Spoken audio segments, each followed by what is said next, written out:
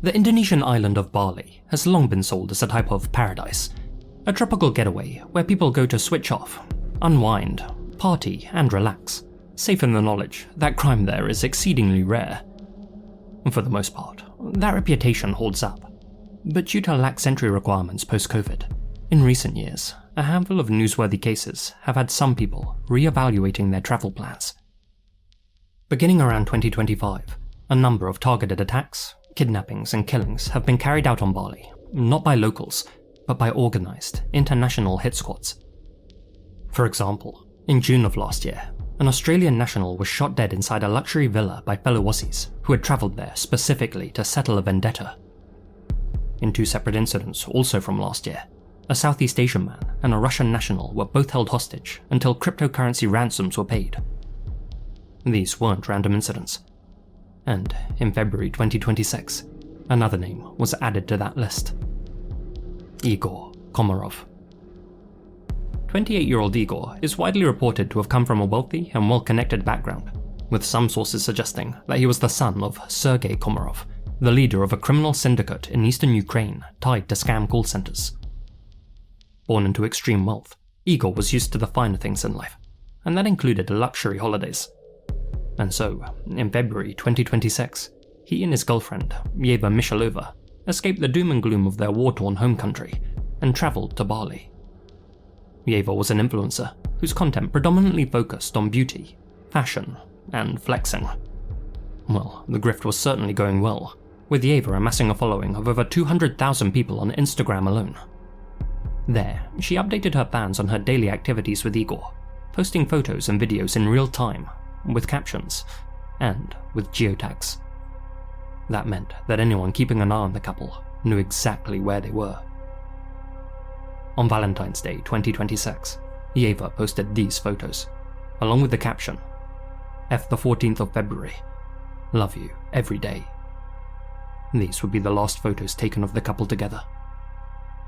The following evening, Igor was out riding a scooter through the gym bar area with a friend who had joined him on the holiday, fellow Ukrainian Yermak Petrovsky, the son of an infamous businessman, Alexander Narek Petrovsky. While doing so, the pair were intercepted. Witness accounts, along with CCTV footage, showed a Toyota Avanza and 2 motorcycles block their path at about 10:30 PM. A group of individuals emerged from the Toyota, grabbed Igor, and drove off with him. Reports on what happened to Yermak differ. Some say that in the chaos, he was able to escape. Others state that he was also taken, but that his family immediately paid a ransom for his release. Whatever the case, Yermak went to the police soon after the incident and reported what had happened, telling officers that the kidnappers still had Igor. As stated by police spokesperson Arya Sandy at the time, because the friend was released, we can only assume that Igor's ransom wasn't paid. That assumption was soon proved correct. On February 19th, 4 days after Igor was taken, this 3-minute video began circulating on Telegram. The footage showed a bloody and bruised Igor sitting in a blank white room with a swollen face and raccoon eyes. Through tears, he addressed his parents directly. Mummy, Daddy, I beg you, help me. You stole $10 million from a very, very serious organization. Return it, please. Igor then stated that his captors had already broken his legs and started cutting off his body parts. He then raised his left hand, revealing a bloody rag covering where his fingers used to be. As he showed off the wound, he explained that he felt feverish, said that infection would soon set in, and claimed that he felt like he was dying. If the money was returned to the harmed parties, Igor said, he'd be set free. If not, he'd be chopped into pieces, and photos of his body would be disseminated online. Don't contact the police or any mafiosos, he begged. Please, settle this directly with the people holding me. Bring me home at least like this, with what's left of me. But seemingly, his pleas fell on deaf ears. Igor's family remained silent.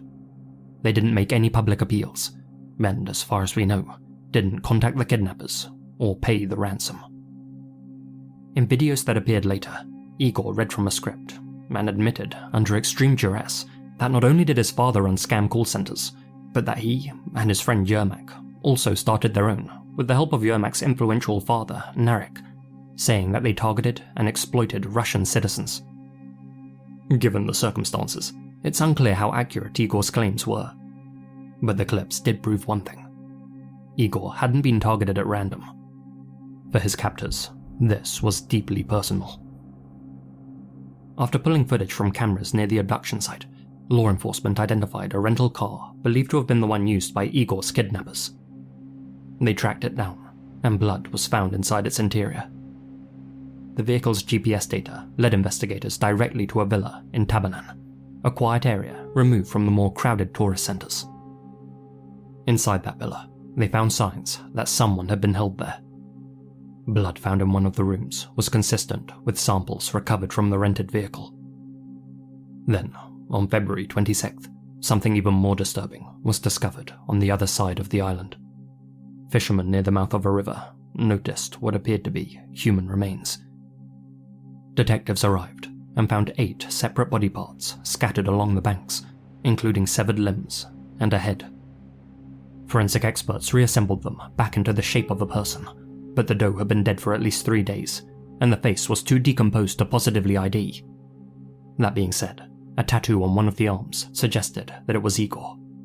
Thus, they had several of the bones analysed. Igor's mother stepped forward and submitted a DNA sample to compare against them, which eventually confirmed everyone's suspicion. The body did indeed belong to Igor Komarov. In the days that followed, the police identified 6 suspects: 3 Ukrainians, 2 Russians, and a Kazakhstani, who all appeared to have travelled to Bali together for the sole purpose of capturing Igor and Yermak. It's strongly suspected that they learned of their whereabouts by monitoring Yeva's social media posts. 2 of them are believed to be lying low somewhere in Bali, blending in with the millions of tourists who visit the island every year, while the remaining 4 were able to flee overseas using fake passports. Interpol red notices have since been issued for their capture. With the suspects scattered across multiple countries, with possible ties to organised networks, it's unclear how long this case will take to resolve. What is clear is how much of it played out in plain sight. Because, in the days leading up to the kidnapping, Yeva had been innocently documenting everything. Where she and Igor were staying, what they were doing, where they'd been out to. At the time, it just looked like any other holiday being shared online. Little did she or Igor realize that among her 200,000 plus followers may have been people with a grudge, keeping an eye on every move they made. If there's one thing you can take away from this entry, it's that when it comes to posting on social media, never advertise your location in real time. You never know who may be watching.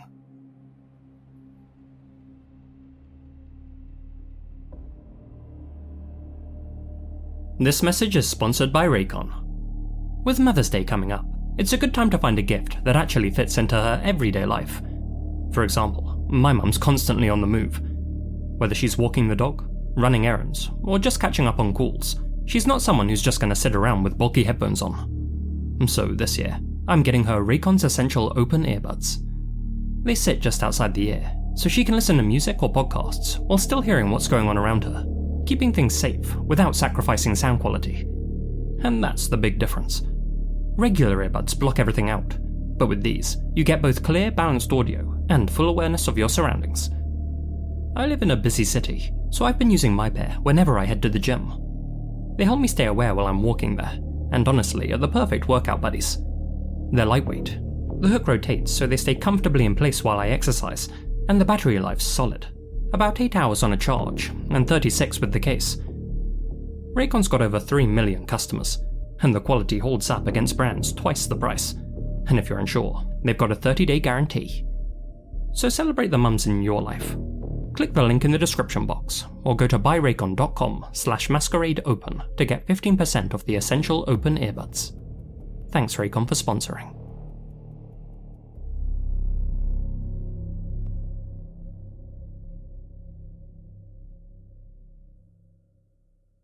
Emma Amit was an up-and-coming food vlogger from Palawan in the Philippines who had an insatiable appetite for everything aquatic. The 51-year-old routinely searched the reefs around Puerto Princesa for shellfish and sea anemones, which she would both prepare and eat on camera, describing the cooking process and the flavour profiles of all of the local species. Her followers were enamoured by her humble recipes, down-to-earth nature, and knowledge of local wildlife. On the afternoon of February 4th, 2026, Emma took to Facebook and uploaded a video of herself and some friends foraging in a mangrove for snails and shellfish. 3.5 hours later, she posted a second video to her account, showing them tossing their catch in a large pot along with garlic, onions and chili, before boiling it all in coconut milk. Nagsalang daig mantika guys. Karabi ka mo risdingon ang among kaldero guys kay gumikan kay gilutuan namo na og saging. Nya di man matanggal. Ana bawang guys. Yan na unang luya, nya na pa yun na isili guys. Kinhaso. Wow. Ang nagluto daig guys akong anak guys kay iyang mama dili ka tubang anang kayo kay mainitan. Maglain dayon ang ginhawa guys. It was a pretty standard video for Emma, and nothing appeared out of the ordinary. But unbeknownst to anyone, something else had found its way into the feast. A Zosimus aeneas, otherwise known as a devil crab. As its name suggests, it's considered the most poisonous crustacean in the Philippines. Its flesh and shell contain tetrodotoxin and saxitoxin, the same substances found in the liver and ovaries of pufferfish. Those toxins are lethal to humans, even in small doses, and crucially, they aren't destroyed when heated. Ingestion of the devil crab can lead to death in a matter of hours, with a mortality rate of around 50%, even with immediate medical treatment. And unfortunately, Emma was the unlucky diner who ate it. Later that evening, Emma began to feel discomfort, and the pain escalated quickly. Reports describe her suffering from symptoms consistent with severe marine toxic exposure. Numbness, loss of motor control, difficulty breathing, and convulsions. She was rushed to a nearby clinic, but by the time she arrived, her lips had already turned dark blue, and she was unresponsive. Another guest who had eaten a portion of the crab experienced similar early symptoms, but was also taken for treatment and survived. But Emma wasn't so lucky. She was declared dead on February 6th, 2 days after eating her final meal, a victim of paralytic shellfish poisoning. In the aftermath, local officials issued warnings about the risks associated with certain types of crabs found in mangrove areas. To the untrained eye, they can appear completely normal, no different from the edible species that live alongside them. But that's part of what makes this case so difficult to process, because Emma and her friends and family were seasoned fisherfolk. All of them were aware of the creatures that called Palawan home, including the devil crab. Though some tabloids have claimed, or at least implied, that she intentionally ate the crab for views, others think it's much more likely that while foraging, someone absent-mindedly tossed a small devil crab into their catch bucket. After being boiled in coconut milk, the crab's distinctive shiny shell may have dulled and appeared more like a non-lethal species, like a mud crab. A 54-year-old fisherman had died in Palawan just a few months prior after making that same mistake, giving that theory weight. However, some reports state that the crab wasn't actually cooked as part of the seafood stew, but later that same evening. Indeed, investigators later found devil crab shells in Emma's rubbish bin, still with their distinctive shine. Though locals found it hard to believe that Emma could have made such a mix-up accidentally, they were more shocked by the suddenness of her passing. One moment, she was happily sharing videos online like she always did. The next, she was dead. Online, one of her friends wrote the following: "You are like an older sister to me. I will miss you, always. I know you didn't want to leave yet, because you still had so many plans in life. But why? That's a question that will never be answered, because you're gone."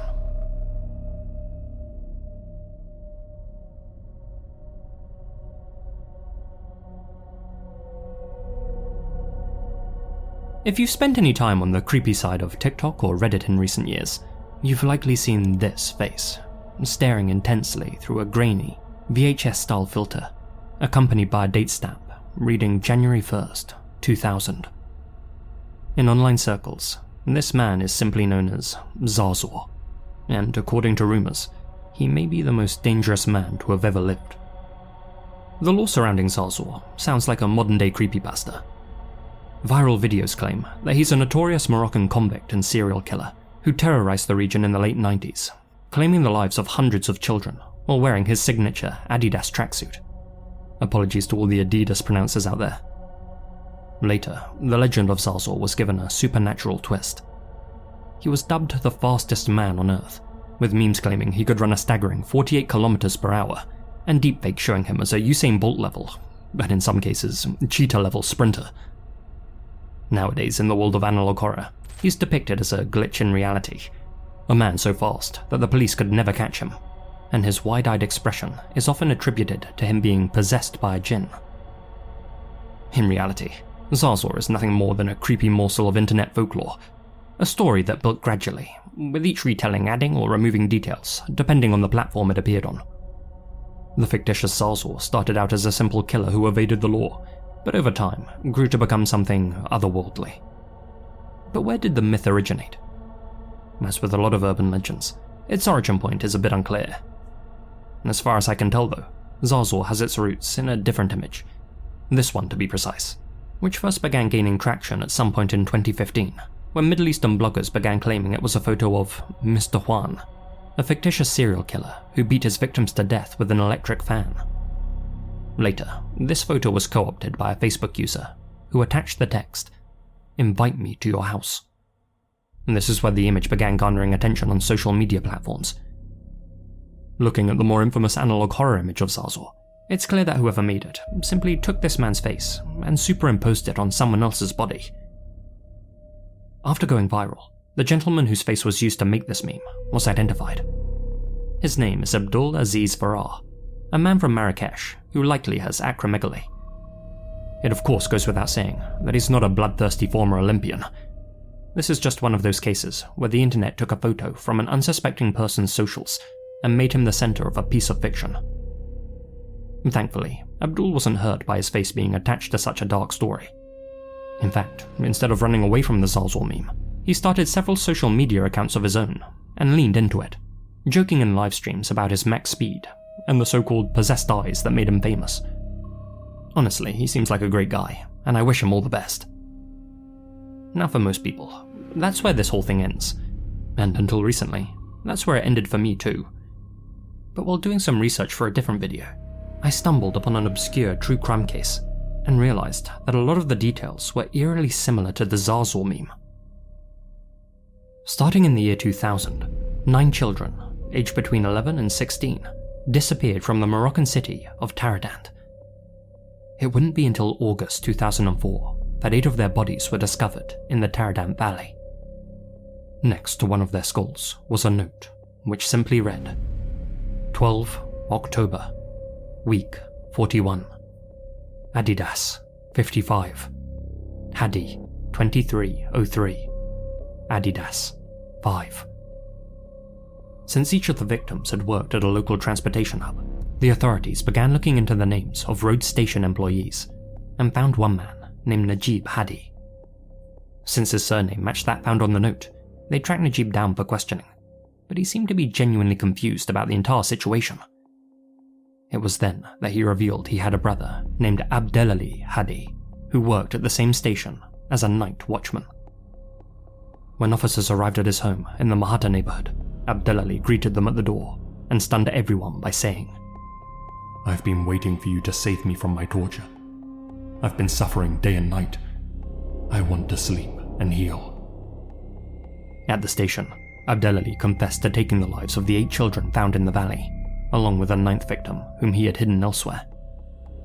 Though he had killed and buried them over the course of 4 years, on August 19th, 2004, he decided to exhume all but one of them and drive their bones out to the valley in hopes that they'd be discovered. He also explained that the note was meant as a clue for investigators, pointing them to a man named Hadi who wore Adidas sportswear. The number 55 was meant to symbolize handcuffs on both wrists, with 5 being Moroccan slang for cuffs. Though Abdelali seemed to express genuine remorse for his actions, he also admitted that he felt an immense feeling of satisfaction when he took each child's life. On December 11th, 2005, Abdelali Hadi was given a capital sentence, but died in prison before his execution could be carried out. As Abdelali's case spread beyond Moroccan reporting, it didn't do so in a single, consistent form. Instead, the language barrier meant that details began to shift. The number of victims became less certain. The setting became less specific, and in some retellings, Hadi's name and face were omitted altogether, leaving room for someone to take this true crime case, add a few flourishes, and blend it with their own Photoshop creation. Now, there isn't a clear line linking Abdelali Hadi and the Zarzor meme, and it would be misleading for me to suggest that the former directly influenced the latter, but I do think the overlap is unusual. Two Moroccan figures associated with Adidas sportswear who took the lives of children starting in the year 2000. Whether that's a coincidence, or something that quietly fed into the Zarzor legend over time, is impossible for me to say. But it is curious.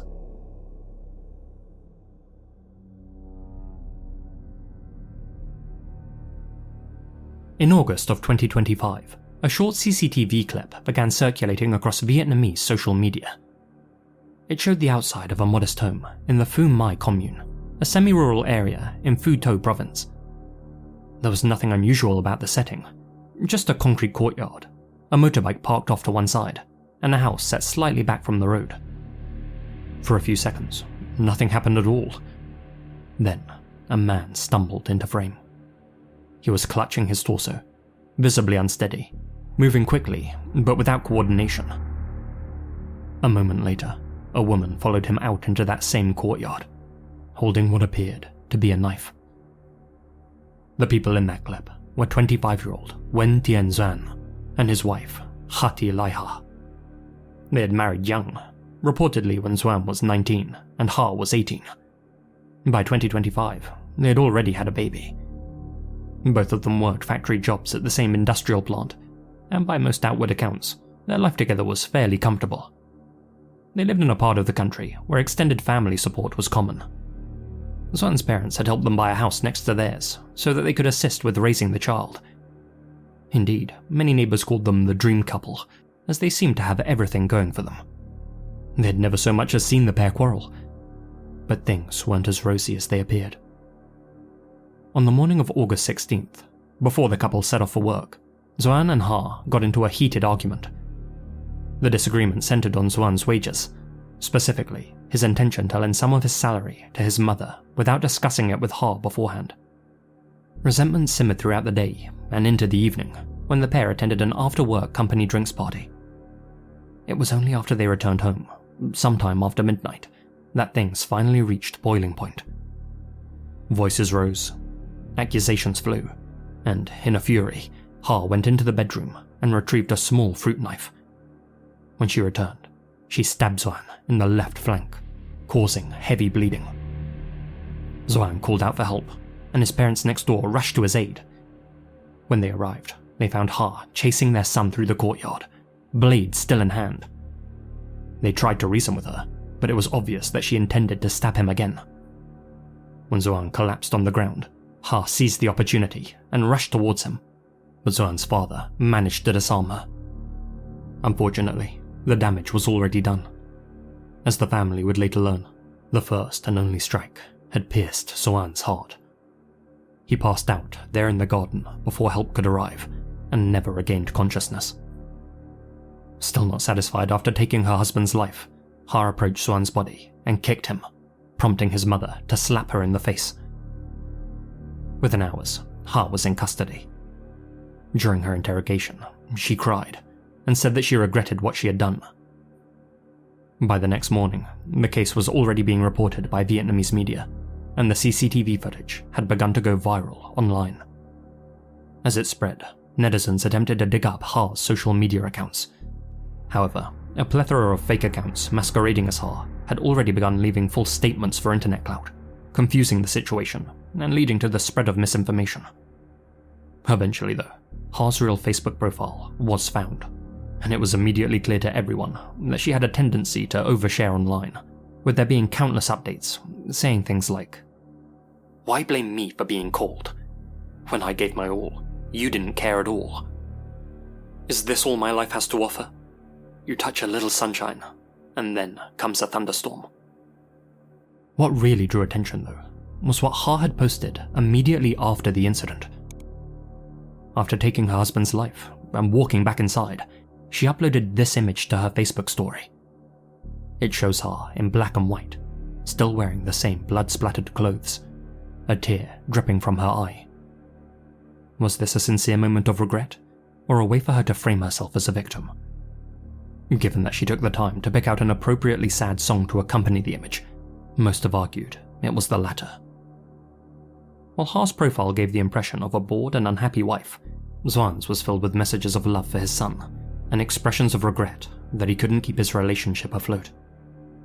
Shortly before his death, he had written, "If only life were like an hourglass, where you can turn it upside down, and everything goes back to where it started." In January 2026, Hatilai Ha was brought in for trial and sentenced to 19 years in prison. From a legal standpoint, that closed the case. But for Xuan's family, it didn't really close anything. His parents have since taken custody of the couple's young child and reportedly struggle to talk about what happened, simply telling reporters, "If only this were a dream."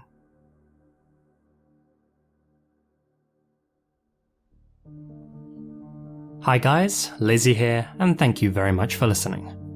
Before the video ends, I'd just like to say a huge thank you to all of my supporters here on YouTube and over on Patreon, especially my biggest supporters: Gina Valera, Conolothan, Hamish, Alana Pons, Azrael Warakai, TNS Mum, Jeff, Hamish K, Jesse Jug, Asia Mina, George Lopez, Francisco Cappy, Farewell Tattoos Jack FL, Yokai, Terry Ford, Adelstein Tristerson, and Lila Kippy.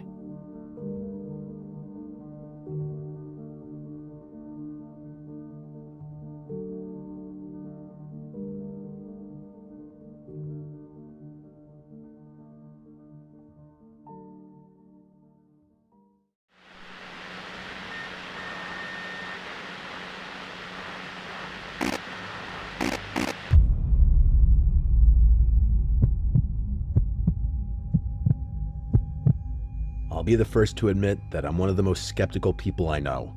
I don't believe in ghosts or any other paranormal stuff. I'm quick to dismiss stories that seem fake, or at the very least fabricated.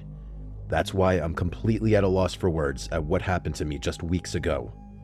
I wanted to write all of this while it was fresh in my mind. I can't explain what happened to me, and to be honest, I'm still terrified. I thought to myself, maybe if I write what happened to me and share it with the internet, maybe someone out there can explain what happened. Well, hopefully somebody out there can explain. My friend Steve and his wife were going out of town for the weekend for their anniversary.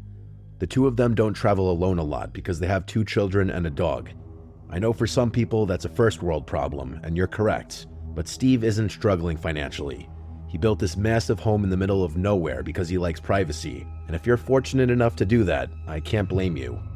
Well, for Steve and his wife, the stars were about to align perfectly. The 2 kids were going out of town for some type of school trip, so they were going to be alone with just the dog. When Steve told me all of this, I insisted on going over and watching the dog for the weekend so he and his wife could go on a romantic weekend getaway. He agreed, and the plan was set in stone. I would be watching his beautiful golden retriever for the weekend. I made my way to the house on Friday afternoon. I didn't work weekends, so I planned on just staying there Friday through Sunday. Steve stocked the house full of food and snacks for me and made sure I had everything I needed. It was a bit overkill for a weekend pet sitting job, but I wasn't complaining. I love dogs and I love quiet weekends, so win-win for me. Now for the scary part. On Friday night, the dog and I just hung out and watched movies. Steve sent me a text around 9 p.m. and said, "Don't get scared being all alone in that house. It can get pretty spooky at night when you're by yourself." I gave him a single LOL text back and told him to shut up. As I said before, I'm a very skeptical person. I don't get scared of empty houses or being alone in the middle of nowhere. I'm well aware that anything can happen, so I just don't get scared easily. I slept in the spare bedroom, and Steve's dog came with me. We went to bed around 1 a.m. At 3:21 in the morning, I woke up to the sound of the dog barking downstairs. It was that loud and vicious barking. I won't lie, that actually did scare me. But more of the surprise scare, not that scared out of my skin kind of scare. I made my way downstairs, and the entire time, the dog never stopped barking. I finally found the dog in the kitchen barking at the door that led to the basement. All the hair on his back was standing straight up, and the dog looked incredibly spooked by something. I was calling his name and trying to calm him down, but he just wouldn't stop barking.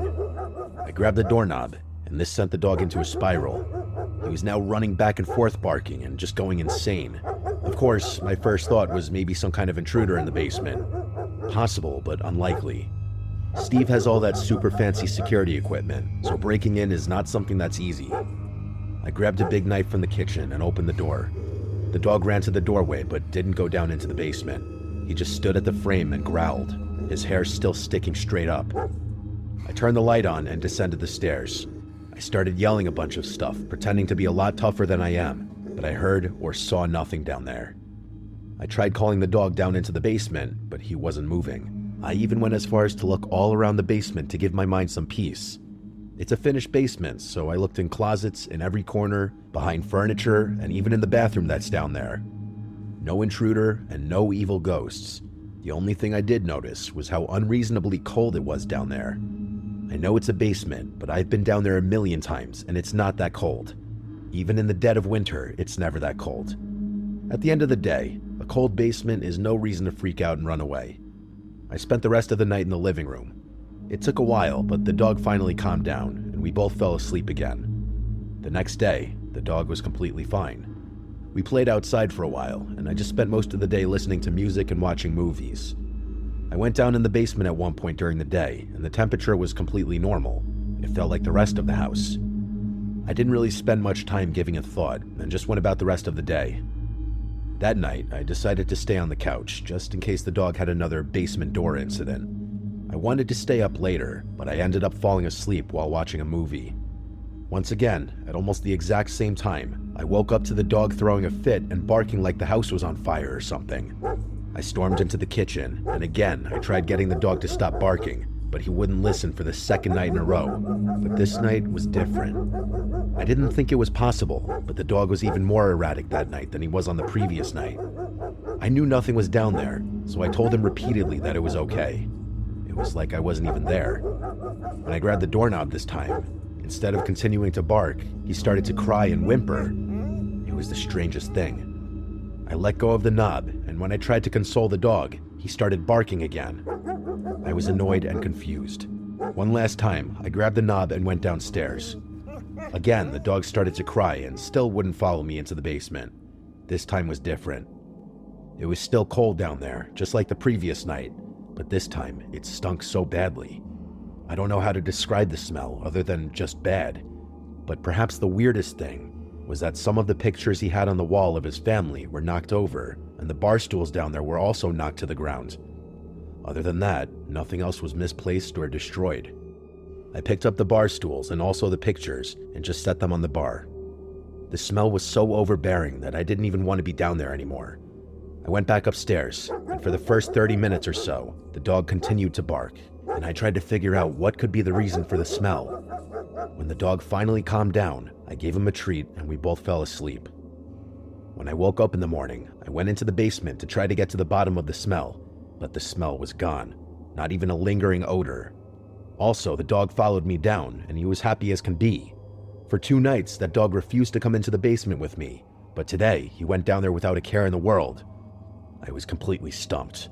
I had no clue what had happened the previous 2 nights. Steve got home around 1 in the morning, and as you may expect, his dog was jumping for joy. His wife took the dog outside, and I started catching up with Steve for a bit. He asked how everything was, and I told him that, for the most part, everything was great. He gave me a confused look when I said for the most part, so I explained in detail what happened over the weekend. I totally expected him to laugh and assume I was playing a joke on him, but he didn't laugh.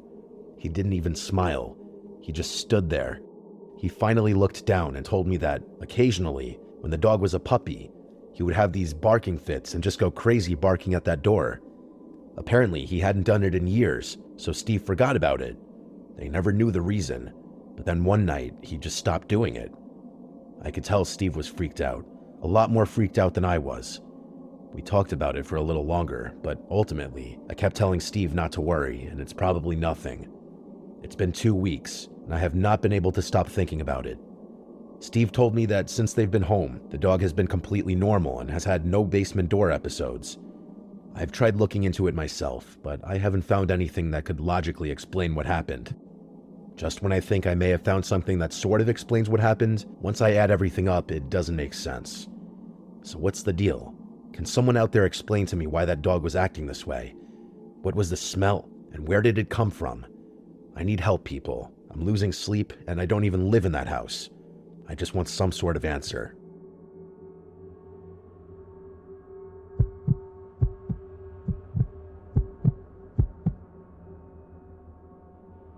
I don't know if this is considered your typical scary story, but it's definitely freaky and very unnerving. The more time that's gone by, the scarier it becomes for me. I'd love to share it and see what people think. It was a few years ago now. I had just broken up with my boyfriend and moved into this cute little apartment. It was an entire apartment complex. The complex itself was beautiful, quiet, and elegant. I quickly made friends with neighbors and several of the other tenants. It was just a nice and friendly little community. A few months into my lease, I thought I heard the sound of running coming from the hallway one night when I was getting ready for bed. I looked out the peephole of the door, but didn't see anything. There weren't any kids in my building, so I couldn't imagine who would be running at that hour. But strange things happen, so I didn't question. The next few nights, I heard the sound again. I didn't get up and look because it just didn't seem that important to me at the time. It's worth noting that my apartment is on the ground level, and my windows face a beautiful courtyard. The door to the apartment is still inside the building, and you need a key to get into the building. It took a little while to get used to the windows being at ground level at first, because if you wanted to, you could come right up to my bedroom window. I will say that I wasn't worried about anybody in this community doing that. I'm just stating that it was something on my mind when I first moved in. However, that information is about to become relevant, because one night, I woke up to what sounded like giggling outside my bedroom window. It was weird for sure, but I just figured some kids were acting stupid and hanging out too close to my window. I tapped the window glass and made a loud shushing noise. The giggling stopped for just a second, and then a faint tapping sound could be heard on the other side of the glass. It freaked me out, but I wasn't about to let some kids have that satisfaction over me. Once I composed myself, I grabbed the curtain and whipped it open. There was nobody there. I was looking at the quiet night courtyard and nothing more. Even if some kids were out there, I have no idea where they would have gone that fast. I closed the curtain and shrugged it off. I wasn't about to let some kids ruin my sleep. This weird giggling outside my window continued for a few nights. I just learned to ignore it. I have young nieces and nephews, and usually when I ignore their stupid pranks, they stop doing whatever they're doing. That was my plan with these giggling kids. I assumed that if I just stopped acknowledging them, they would stop trying to mess with me, and unless they gave me a reason to report them, I wasn't going to bother the apartment complex manager with this. I think it was 2 days later while I was at work that I received an email from the complex manager. She seemed short in the email. She asked if I could stop at the main office when I got home from work. She had to show me something, and she claimed it was urgent. I told her I could stop by after work. I remember all day long being stressed about it. I was worried my rent money didn't clear or something like that. When I showed up, she told me to lock the door. She started talking quietly, almost in a whisper. This one guy who works in the security office came in and sat next to me. The manager told me that while the security guard was monitoring some footage, he came across this. She showed me security camera footage of the hallway where my apartment is located. Around 2 in the morning, 2 small hooded figures approached my door. They looked about the size of children who were maybe around 10 or 12. They were just standing there in the grainy footage. It looked like they were standing about an inch away from the door. The scariest part of this was that when she fast-forwarded the footage, they didn't move at all. It was nearly 10 minutes of them just standing extremely close to my apartment door. Before they finally walked away, one of the small figures reached for the doorknob and tried opening the door. You can clearly see them jostling the door a few times, but it doesn't open. After the 10 minutes in the video, they skip away from the sight of the camera. I was finally freaked out. Whoever these kids were, they were targeting me for some reason. I told the security officer and the manager about the window incident, but when they looked back at the footage, they found nothing. We still called the police and gave them a statement. They said if anything else happens, give them a call, but at that point, there really was nothing they could do. The security officer attempted to see if they could find out where the kids skipped off to when they left my apartment door, but it's almost like they vanished. They couldn't find them on any other camera on the entire complex. The next night, I decided to stay awake. I was going to catch these kids one way or another. But that night, there was nothing. No giggles and no sounds from the hall. It was about a week later, and I heard something coming from the hall. It was about 1:30 in the morning. I muted the TV and listened intently. I heard the sound of my doorknob rattling around. It was happening. The kids were back at my door. I ran over nervously and yelled for them to get away. I could hear a child laughing, and then another soft child voice whisper, "Mom, we're home. Just open the door and let us in." I didn't say anything. I looked through the peephole and just saw two small figures with their heads down. The voice whispered again, "Please let us in. We're home now, please." That last please that the child said almost sounded desperate. I didn't care. I yelled that their mother doesn't live here anymore and that I was going to call the cops. Both kids started to giggle. Then the doorknob started to shake again. One of the kids started throwing their body into the door, but it wouldn't budge. I stood there holding the door for a minute. I didn't hear laughing anymore, and the doorknob wasn't shaking. When I looked one last time, nobody was out there. I was still too afraid to open the door, just in case they were just outside of my view. I called the police, and the cops were quick to assume it was just local kids playing a prank on me. I didn't argue with that because it seemed like the most logical explanation. I finished with my statement, and that was that. A few days later, I ran into the apartment manager in the parking lot. She pulled me aside and asked if I had experienced anything since that last time. I told her no, and that I was sure it was just some local kids. She made a weird face and told me she wasn't so sure. She told me that the woman who lived in the apartment before me was strange. She didn't give me a whole bunch of information for privacy reasons, but she was fairly confident that something horrible happened with that woman's children. She didn't elaborate or give any details. She didn't even give me the name. She just implied that something horrible happened and left it at that.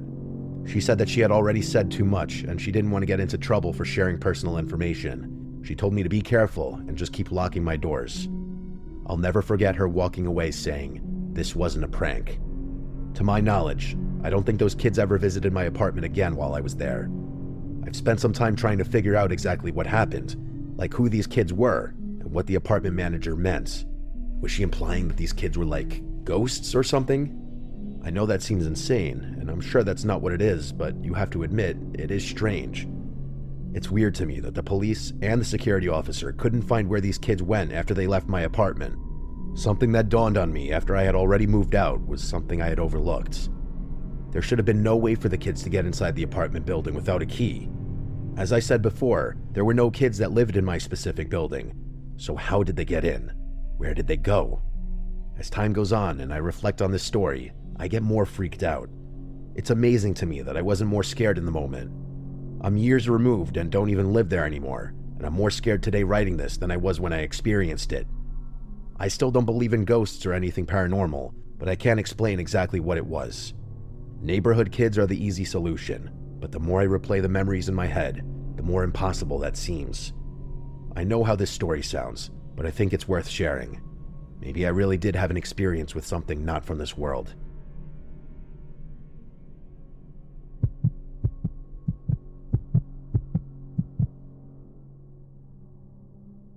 This story I'm about to share happened to me around 10 years ago. It's without a doubt one of the most terrifying things that's ever happened to me. I recently stopped telling people this story because most of the time people tell me I'm lying or making it up. It was my wife who pushed me to write this down and share it. She said maybe somebody out there has gone through a similar experience, so here it is. Back then, I worked at a dead-end job. Just like most of us, it was a way to make ends meet. The mundane drag of retail work was beginning to drain the life from me. One afternoon, when I was leaving work, I noticed something neon pink hanging from my car door handle. It was a sticky note with a friendly message written. It simply said, "You're special, and I hope you have an amazing day." It also had a smiley face sticker attached to the note. I thought it was nice and it made me smile. Other than that, I didn't give it another thought at that moment. The next few days, when I left work, I would have a message attached to a note in the same spot. I know some people have told me that it's creepy and weird, but I liked the attention. At that point in my life, I wasn't getting attention very often, so it was nice to be seen. After 3 or 4 friendly messages, I decided I was going to leave a message on my door this time. When I parked for work that morning, I grabbed my own sticky notes and wrote a message. I kept things friendly, while also walking that line of being a little flirtatious. When I left work that afternoon, I was happy to find another note. The flirt worked because this person started flirting right back. I didn't know if this was a joke or if it was serious, but either way, I kept the charade going for a few days. The shift before I had a day off, I left a note saying something along the lines of, "Don't miss me too much on my day off." When I left work, I had a sticky note that just had a sad face drawn on it. This is where I thought the game would end for good. Somebody was having fun with me, I gave in, and now that I was going to be off, I figured it would just fizzle out. I couldn't have been more wrong. When I woke up the next day, I did some stuff around the house. It was late morning when I went outside for the first time. I noticed something neon pink on the car door again. I couldn't believe my eyes. I tentatively approached the note. It said, "You look cute when you're sleeping." This scared me. After a little while, I concluded that someone was messing with me. It clearly was someone I worked with who knew where I lived. It was the only thing that made sense to me. I crumpled the note up and threw it away. When I returned to work, the notes continued for a few days. They started friendly, but by the third day of my not responding anymore, they started to get mean. The friendly messages were now saying things like, "You better answer me," and "Remember, I know where you live." I thought about calling the police, but I was still so sure that it was somebody I knew messing with me. I decided to leave a note the next morning. I wrote a message saying to leave me alone, or I would call the police. I didn't really have plans to call the police, but if it were really somebody I knew, I thought that this would be when they finally came forward, or at least stopped with the notes. When I left work that afternoon, I noticed that my note was gone, and for the first time in a while, I had no new notes on my door. I felt relieved. I still wanted to know who it was, but if the notes stopped, I was happy. That night, I woke up at some point in the middle of the night because I thought I heard something. Ever since the note outside, I was on edge. I sat in bed for a minute, just sitting silently, trying to listen. Then I heard something again. It sounded a little like shuffling, but it was hard to tell if it was just the house making noises or if it was something more alarming. I assumed I was just hearing things, but I wasn't taking any chances. I grabbed a baseball bat and made my way down the long hallway from my bedroom to the open living room. Every step I took, I started thinking the worst.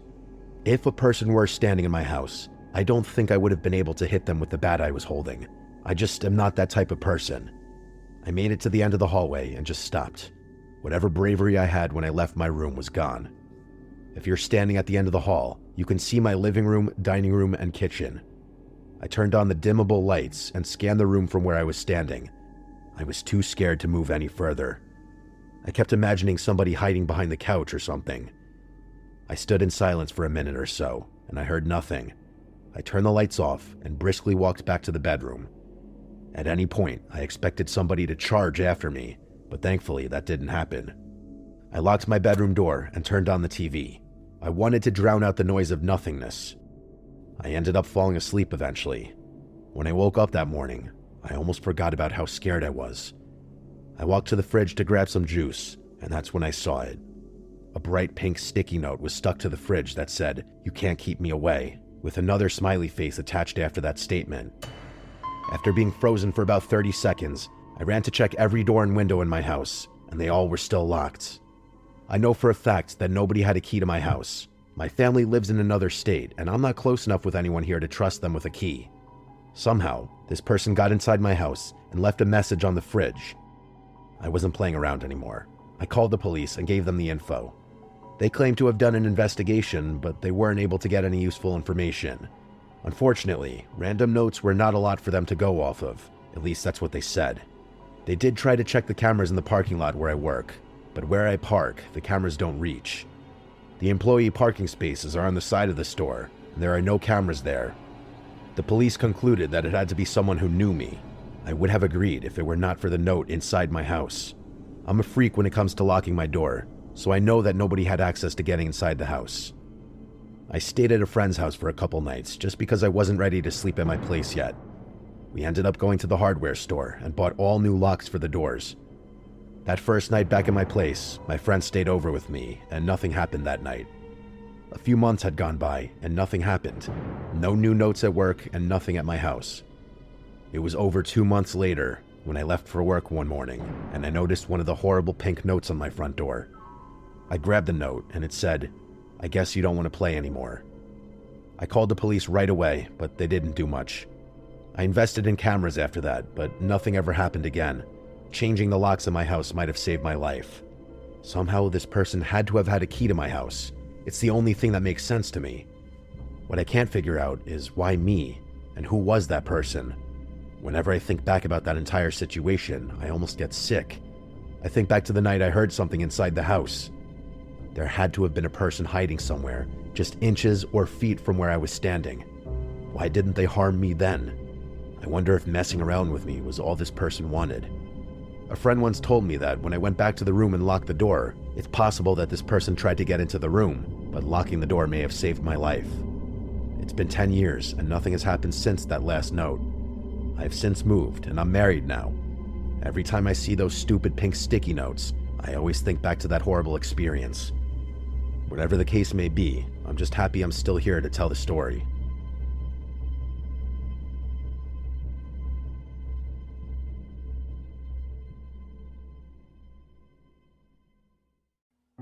My name is Daniel Jones, and I work as a fire tower lookout in Yellowstone National Park. My tower is a metal structure bolted into rock at the top of a ridge, with a small square cabin sitting above the tree line and a ladder that runs straight up the center. The whole thing sways a little when the wind picks up, and when you're inside you can hear every bolt and panel shifting against itself like it's under constant stress. The tower I was assigned to sits off a narrow service road about 9 miles from the nearest ranger station. You don't just stumble onto it. You have to drive up a gravel road that cuts through dense forest, park at a marked clearing, and then hike the last stretch on foot. It's steep enough that you feel it in your legs by the time you reach the top, and the trees thin out just enough near the ridge to give you a clear view in every direction. That's the point of the job. You're there to watch. From the top platform, you can see miles of forest, thick stretches of pine and lodgepole, broken up by patches of deadfall, and the occasional rock formation pushing through the soil. During the day, you scan for smoke. At night, you log weather changes, check equipment, and make sure the radio stays operational. It's routine, simple, quiet. That's what I signed up for. I've worked enough jobs to know what I like and what I don't. I like being left alone. I like having something straightforward to do. I don't need a team, and I don't need a schedule packed with meetings or check-ins. This job offered none of that. The application process was minimal. I found the listing through a contractor that handles seasonal staffing for remote positions.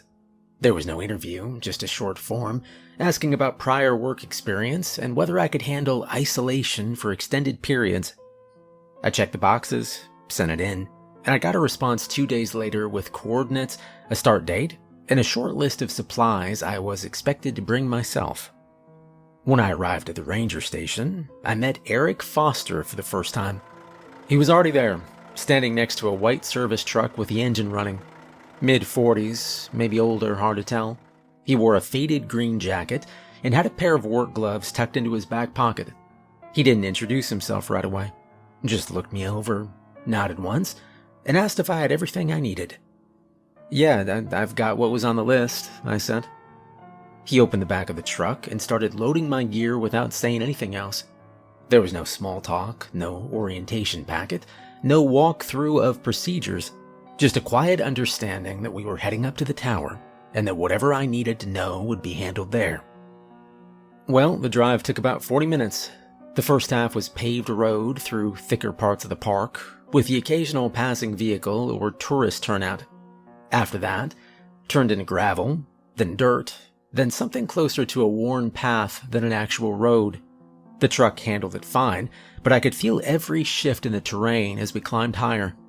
Eric didn't say much during the drive. He kept both hands on the wheel, eyes forward, like he'd done the route so many times he didn't need to think about it anymore. I tried asking a few basic questions, how long he'd been working the tower, what the typical schedule looked like, but his answers were short and direct. "Few years," he said. "Rotations depend on the season. Just watch for smoke, log what you see." That was about the extent of it. We reached the clearing just before noon. The tower was already visible from the road, rising above the trees on the ridge like a thin metal frame holding up a box. It looked smaller from a distance, but as we got closer, I could see the details. Cross-brace supports, ladder rungs welded into place, and a hatch at the bottom that led inside. Eric parked the truck and cut the engine. "That's it," he said, nodding toward the structure. Up close, the tower felt taller than it looked from below. You don't really get a sense of the height until you're standing at the base and looking straight up through the center. The ladder runs vertically with no breaks, just a series of metal rungs that lead all the way to the cabin above. The wind was light that day, but even then, I could hear the faint creak of the structure shifting. We carried the gear up in 2 trips.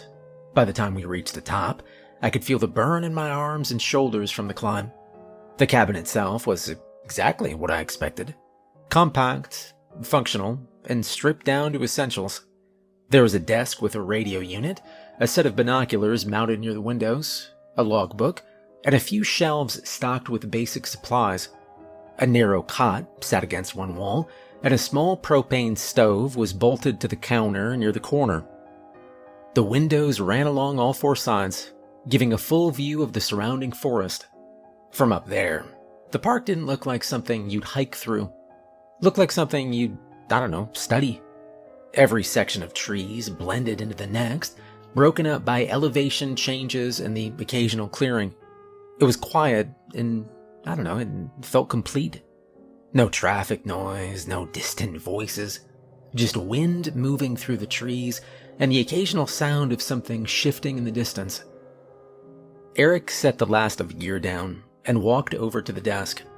He checked the radio first, turning the dial slightly and listening for a response. A faint burst of static came through, followed by a clipped voice reporting weather conditions somewhere farther north. "Radio works," he said. He flipped open the logbook and scanned the last few entries. Each line was dated, time-stamped, and written in the same neat handwriting. Wind direction, temperature, visibility, and a few notes about cloud cover. Nothing unusual. "Pretty simple," he said, closing the book. "You watch and log, and you report if something starts." I nodded. That all tracked with what I expected. He moved around the cabin, checking a few things.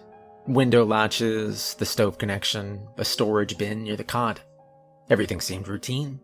No surprises or complications, just a system designed to do one job over and over again.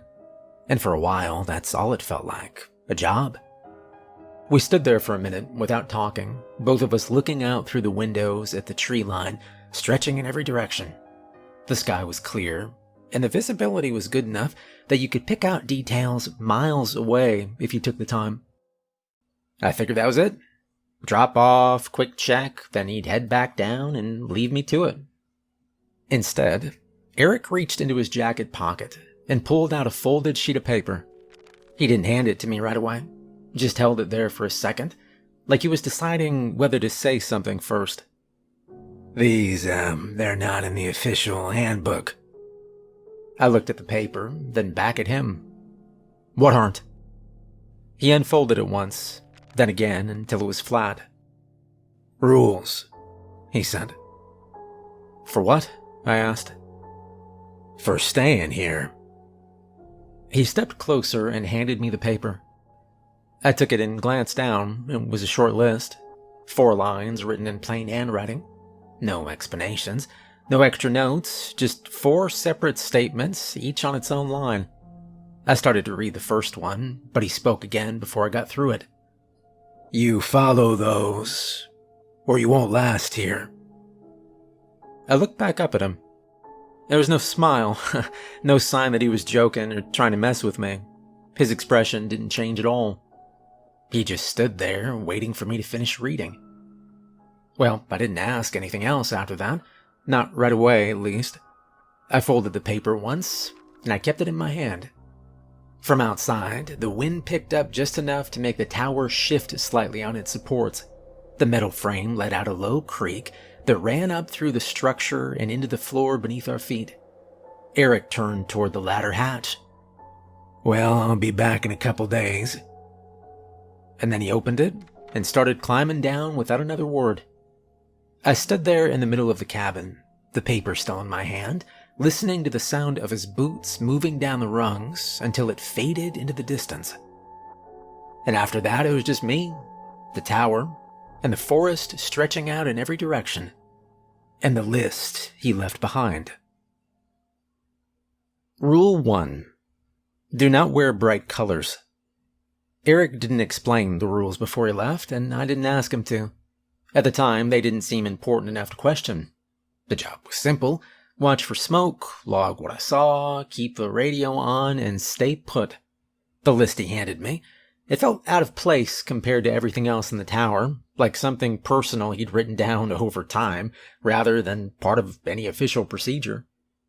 I folded it once, set it on the desk next to the logbook, and went back to learning the routine. The first day was quiet.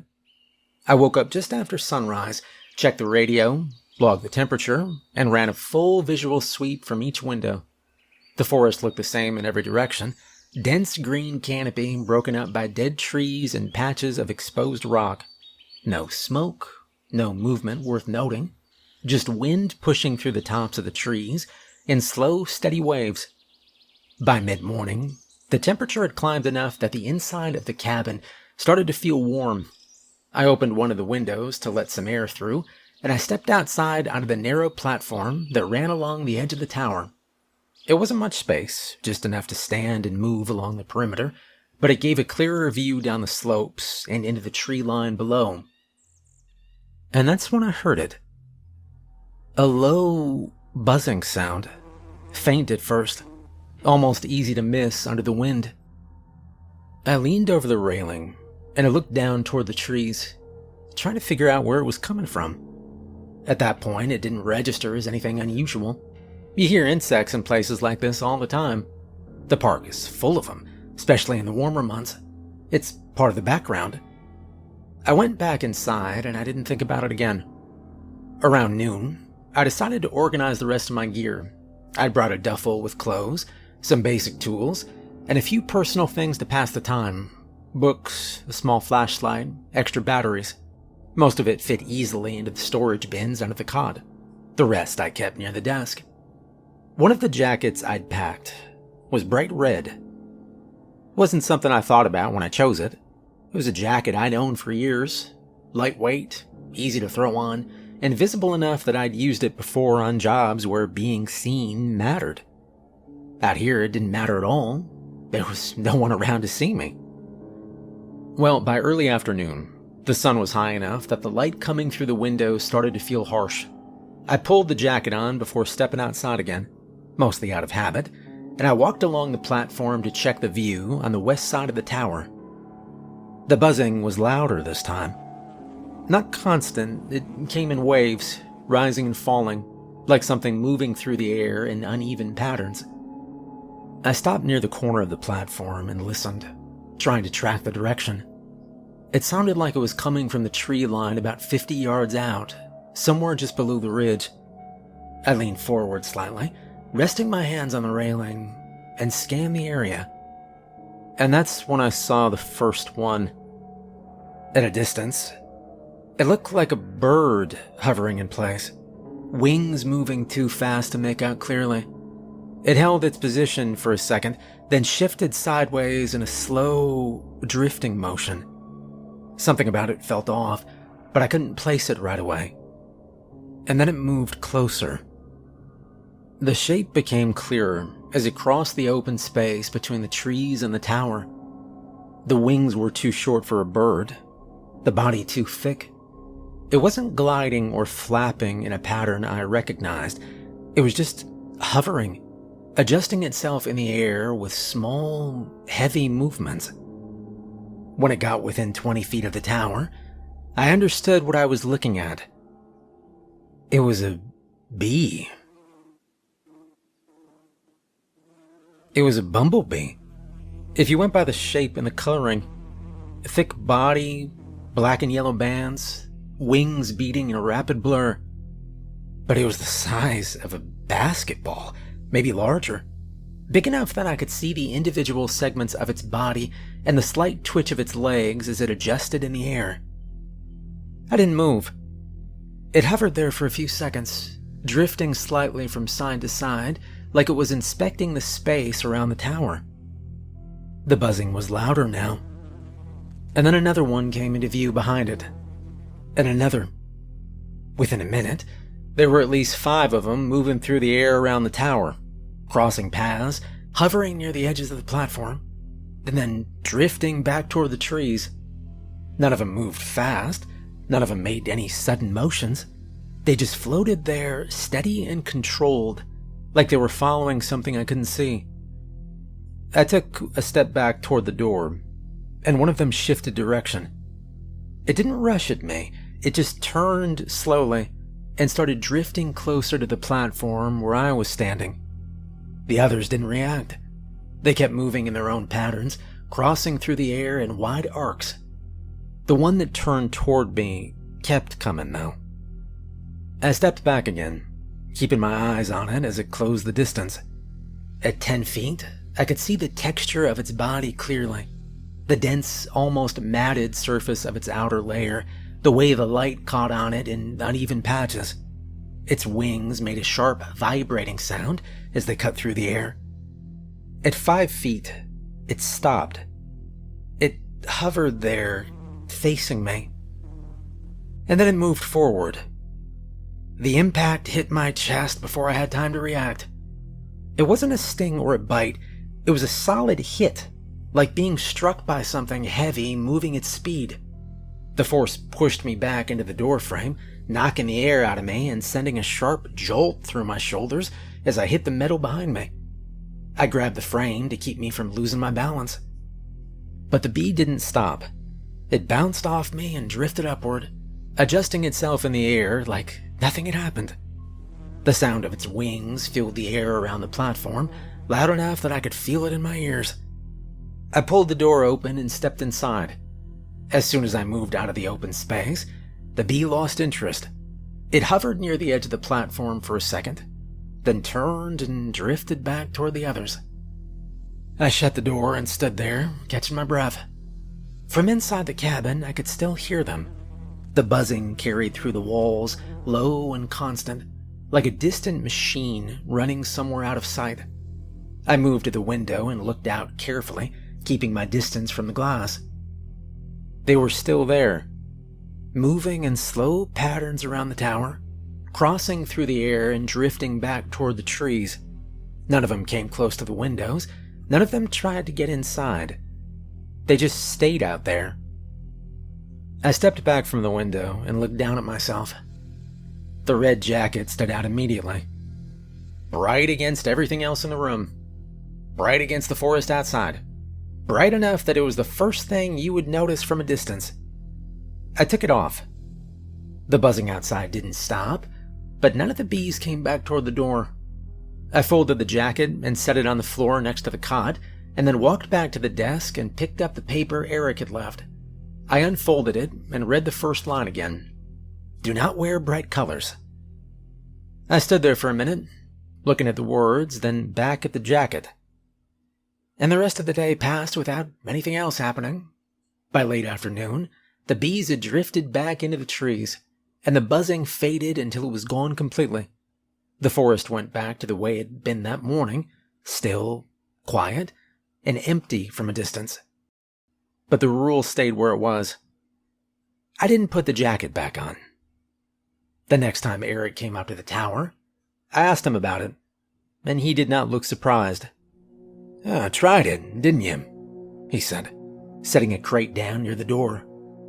I didn't think it mattered. He nodded once, like that was the expected answer. They're not aggressive, he began. They don't come after you on purpose. Then why did it hit me? I asked. He walked over to the window and looked out toward the tree line before answering.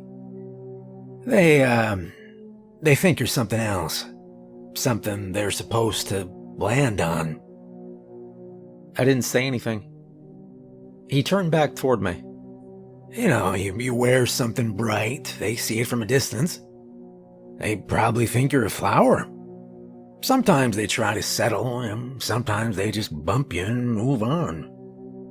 "That did not feel like a bump," I said. "No, it wouldn't."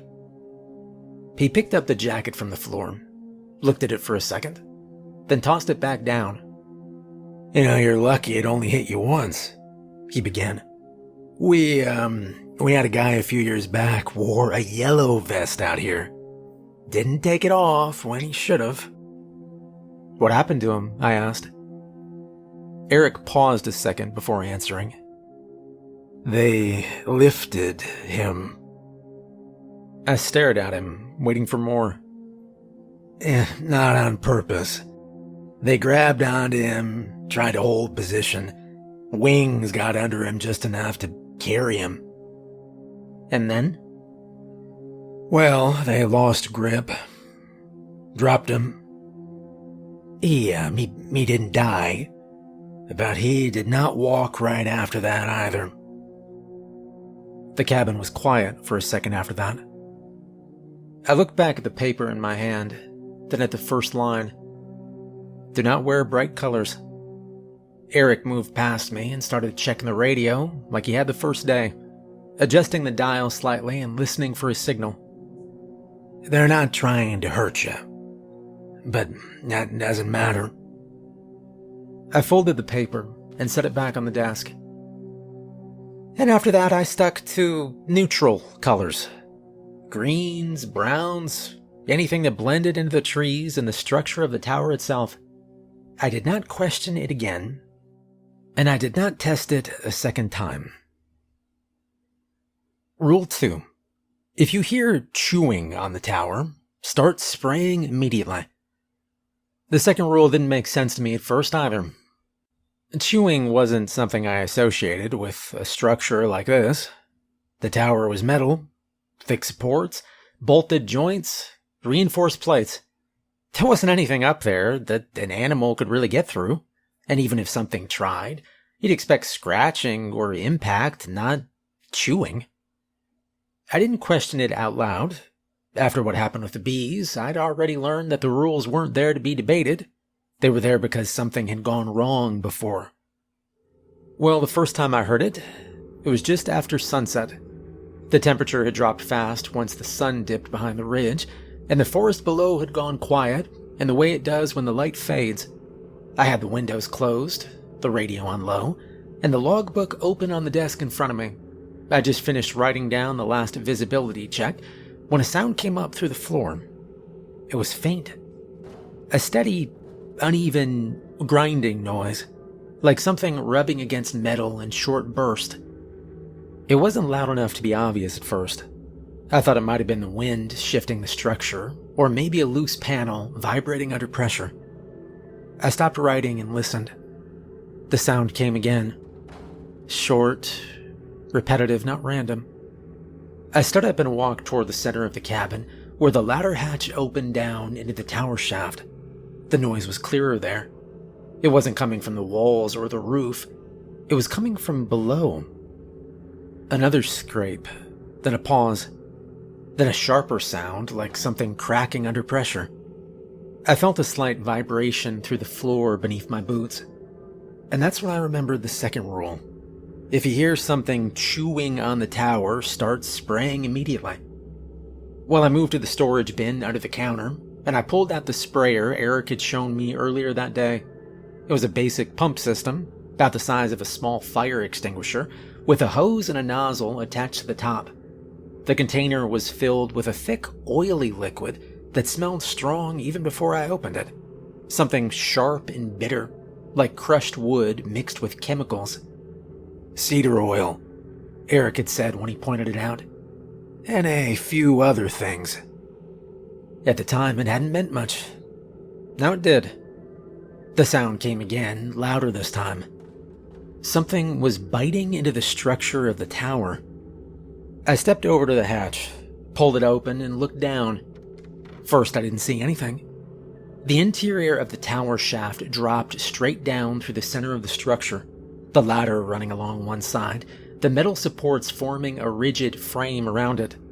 The light from the cabin didn't reach all the way to the base, leaving the lower section in shadow. And then something moved. A shape shifted near one of the support beams, just at the edge of where the light faded. It was large, too large to be anything I'd expect to see that high up on the structure. It clung to the metal at an angle, its body pressed against the beam. I leaned forward slightly, trying to get a better look. It turned. The movement was slow but deliberate, and as it rotated, the light caught the surface of its shell. It was a beetle, the size of a large dog. Its body was thick and segmented, covered in a dark, dull shell that reflected just enough light to show its shape. The legs gripped the metal beam tightly, each one hooked and jointed in a way that let it hold its position without slipping. At the front, its mandibles opened and closed in steady, mechanical motions. Each time they came together, they bit into the metal. That was the sound I was hearing. The mandibles clamped down again, and I watched as the edge of the beam shifted slightly under the pressure.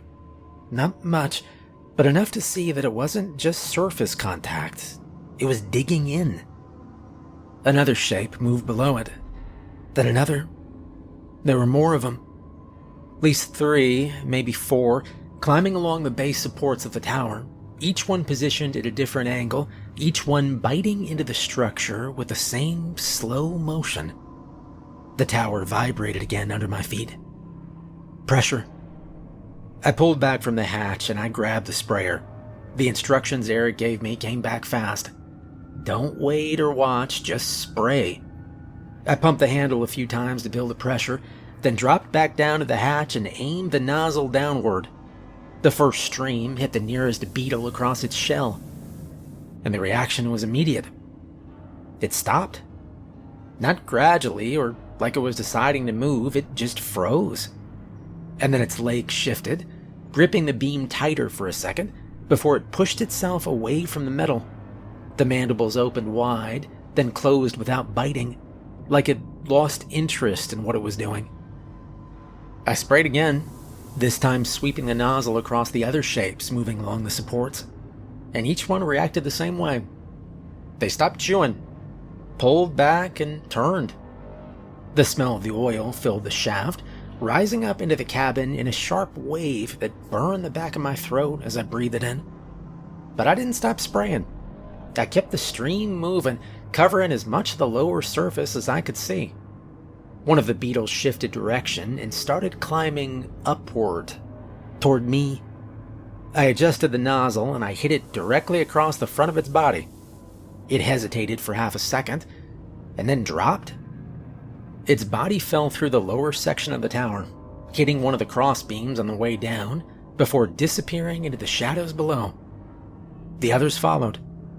One by one, they released their hold on the structure, and they dropped away from the supports, vanishing into the darkness at the base of the tower. The chewing stopped. The vibration faded. I held the sprayer in place for a few more seconds, waiting for the sound to come back. But it didn't. I closed the hatch slowly and stepped back, keeping my eyes on it like something might try to push its way through the opening. But the cabin was quiet again. The smell did stay, though. It hung in the air, thick and bitter, settling into the walls and the floor like it had nowhere else to go. I set the sprayer down on the desk, and I wiped my hands against my jeans, trying to clear the residue from my skin. A few minutes passed before I moved. I walked over to one of the windows, and I looked down along the outside of the tower. At the base near the supports, I could see movement in the fading light, shapes pulling back into the tree line, large, dark forms slipping between the trunks, disappearing into the forest like they'd never been there at all. I stayed at the window until the last of them was gone, and when Eric came back up the next morning, I didn't have to explain anything.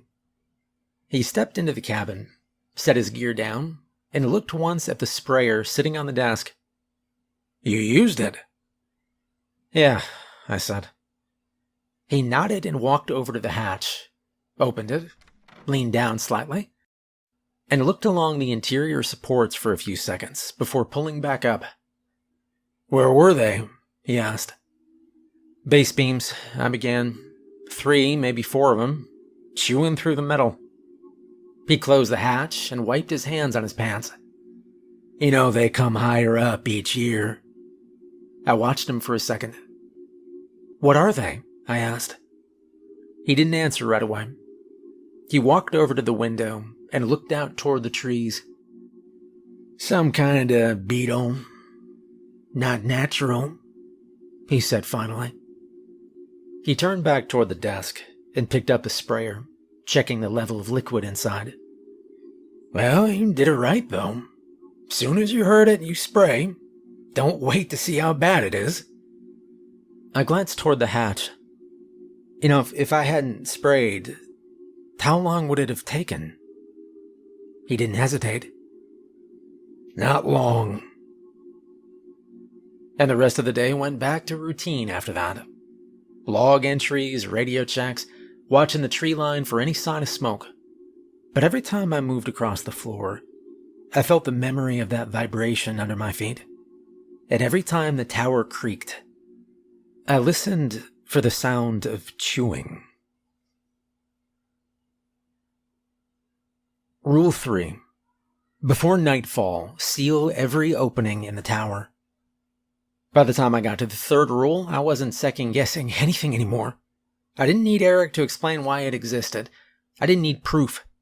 The first 2 had already made that very clear. You follow the rules exactly as they're written, or you deal with whatever happens when you don't. This one sounded simple. Before nightfall, seal every opening. Every evening, just before the light dropped behind the trees, I went through the same routine. I checked each window, made sure the latches were tight, closed off a small vent near the stove, and slid the metal cover over the hatch leading down into the tower shaft. There were a few narrow gaps along the base of the walls and around the corners where the floor met the panels, but nothing large enough to worry about. Or at least nothing that looked large enough. The first time I heard him, it was just after dark. Not loud or obvious, just a faint, irregular tapping sound coming from somewhere below the floor. It didn't carry the same weight as the chewing from the beetles. It was lighter, faster, like something moving quickly across a surface and stopping in short bursts. I sat at the desk and listened. The tapping moved, one spot to another, then another. I stood up slowly and walked toward the center of the cabin, listening for where it was strongest. The sound shifted again, tracing along the underside of the floor, then up along one of the walls. It wasn't random. It was searching. I grabbed the flashlight from the desk, and I moved toward the lower edge of the wall near the cot. There was a narrow gap there, maybe half an inch where the panel didn't sit perfectly flush against the floor. I crouched down and angled the light toward it. For a second, I didn't see anything. And then something moved inside the gap, fast. A long, segmented shape slid past the opening, just within the edge of the light. It was too quick to make out clearly, but I saw enough to know it wasn't small. It filled the space behind the window as it moved, pressing against the opening just enough to show its outline before slipping past. The tapping stopped. For a moment, everything was quiet. And then something pushed against the gap from the other side. The panel shifted slightly. Not enough to open, just enough to show pressure. I stood up and stepped back. The movement stopped again. I kept the flashlight trained on the gap, waiting. But there was nothing. No sound or motion. I stayed there for a full minute before I lowered the light. And that's when I realized what I'd missed. The rule wasn't about closing the obvious openings. It was about closing all of them. Well, the next evening, I took more time. I went through the cabin slowly, checking every edge, every seam, every place where 2 surfaces meet. The tower wasn't built to be airtight, didn't need to be. But there were small imperfections everywhere. Thin gaps along the baseboards, spaces around the window frames, a slight opening where the stovepipe ran through the wall. Individually, they didn't seem like anything. Together, they were enough. I found a roll of heavy tape in the storage bin, and I started sealing every one. Window edges first, then the vent, then the base of the walls. I pressed the tape firmly into place, smoothing it down with my fingers until there were no visible openings left. It took longer than I expected, but by the time the sun dropped behind the ridge, the cabin was sealed as tightly as I could make it. That night, the tapping came back. Louder. Faster. It started near the base of the tower again, and then it moved upward along the supports. I could hear it clearly now, even through the sealed walls. Dozens of points of contact, all moving at once, climbing, probing, testing every surface. I stayed still, listening. The sound reached the level of the cabin, and it spread out along the exterior. And then something hit the wall hard. Not a strike, not an impact meant to break through. It was contact followed by movement. Whatever it was pressed against the outside panel, sliding along it in a smooth, continuous motion. The tapping followed it, circling the cabin, stopping and starting in different places, like it was mapping the structure from the outside. I kept the flashlight in my hand, but I didn't move toward the windows. The sound shifted toward the door. A faint scraping followed, lower than the rest, right along the base where the metal met the floor. I stepped closer, careful not to make any noise, and I angled the light down toward the seam. The tape held. Then for a few seconds, nothing happened. And then the metal flexed slightly. Something pushed against it from the outside, testing the seal. The pressure increased. The tape stretched, but didn't break. And after a moment, the pressure stopped. The tapping moved on. I stood there, listening as it traced along the edges of the cabin, moving from one point to another, never stopping for long. And that went on for hours. Eventually, sometime past midnight, the sounds faded. The tapping slowed, then stopped completely. By the time I checked the windows again, there was nothing outside but the dark tree line and the faint movement of branches in the wind. The next morning, Eric came by up with a supply crate. He set it down near the door and glanced around the cabin. "You sealed it?" "Yeah," I said. He walked over to one of the walls and ran his hand along the taped seam, pressing lightly against it. "Good." I hesitated for a second before speaking. "What are they?"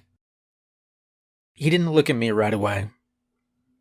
"Centipedes," he said. "They're bigger than anything I've ever seen. And they're not just moving around, they're looking for a way in." There was a gap, I began. Small, I didn't think it mattered. He nodded once. "They don't need much." I let that sit for a second. "If one of them gets in, what happens?" I asked. Eric stopped moving. He looked at the floor, then back at me. "There won't be anything left of you." That was all he said. Later that day, I checked the exterior. I climbed down part way, and I looked along the supports and the outer panels where I could reach safely. There were marks on the metal, thin, shallow lines running in irregular patterns across the surface. Not deep enough to do real damage, but clear enough to show where something big had moved. Near the base, I saw one of them. It was partially hidden in the shadow of the supports. Its body curved along the ground. Even at rest, it looked wrong. Too long, too flexible. The segments shifted slightly as it moved, each one adjusting independently as it repositioned itself. It turned its head toward the tower. Even from that distance, I could see the front of its body lift slightly, like it was testing the air. I climbed back up real fast without getting closer. And that night, I sealed the cabin earlier. I checked every seam twice, pressed down every strip of tape until I was sure it would hold. When the sun dropped and the forest went quiet, I was already inside with the door closed and the light off. The tapping started again not long after. It went on for hours. They couldn't get in that night, but they did not stop trying. Rule 4. If you see animals caught in webs, do not go into the trees.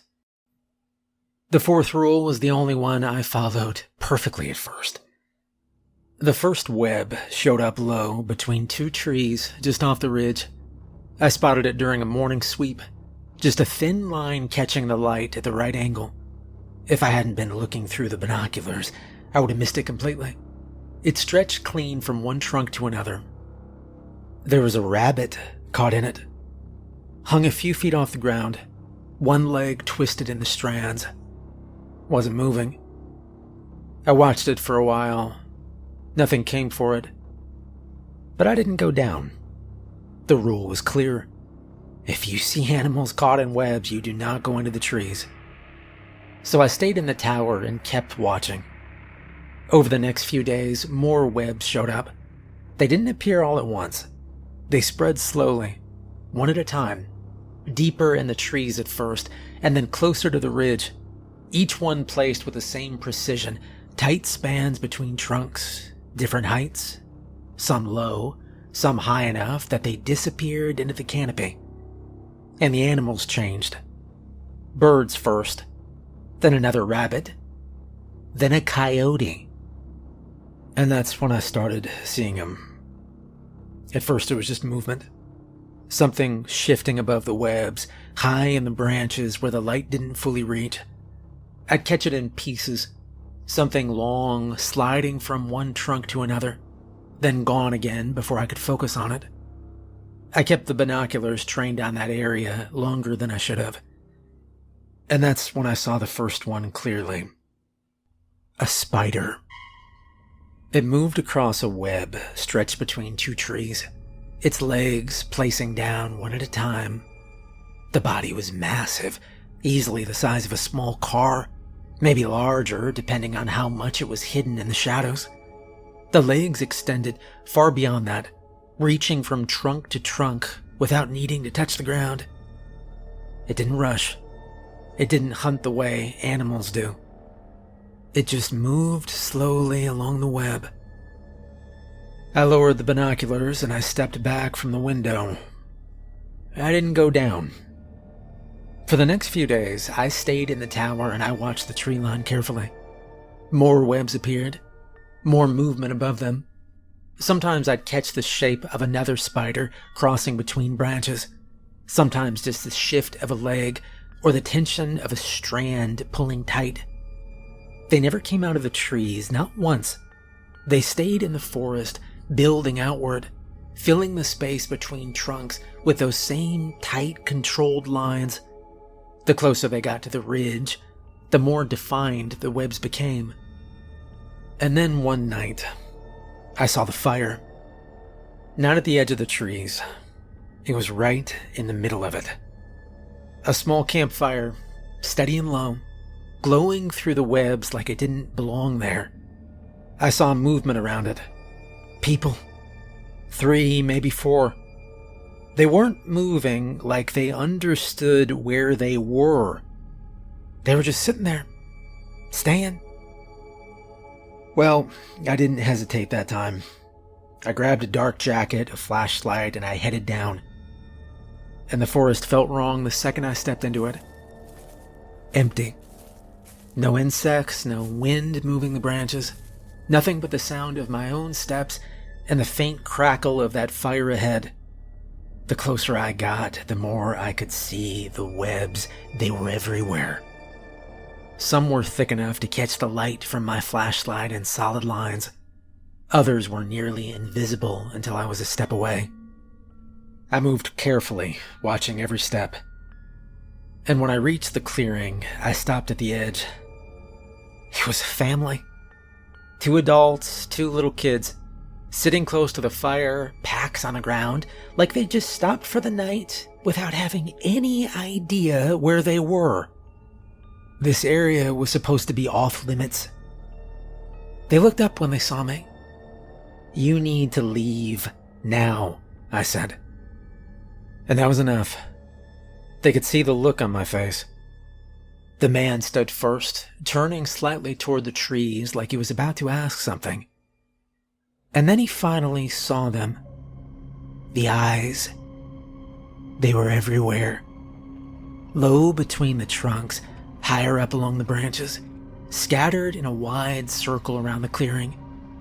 Dozens of them, all fixed in place just beyond the firelight, watching us. Nobody spoke after that. I grabbed a branch from the fire and held it out until it caught. "Take one," I said. They all did. Each of them took a burning branch, holding it out in front of them. The light pushed back the dark just enough to give us space, but it didn't reach far. I could feel them above us. "Stay together," I said. "Don't run." We started moving. Slow.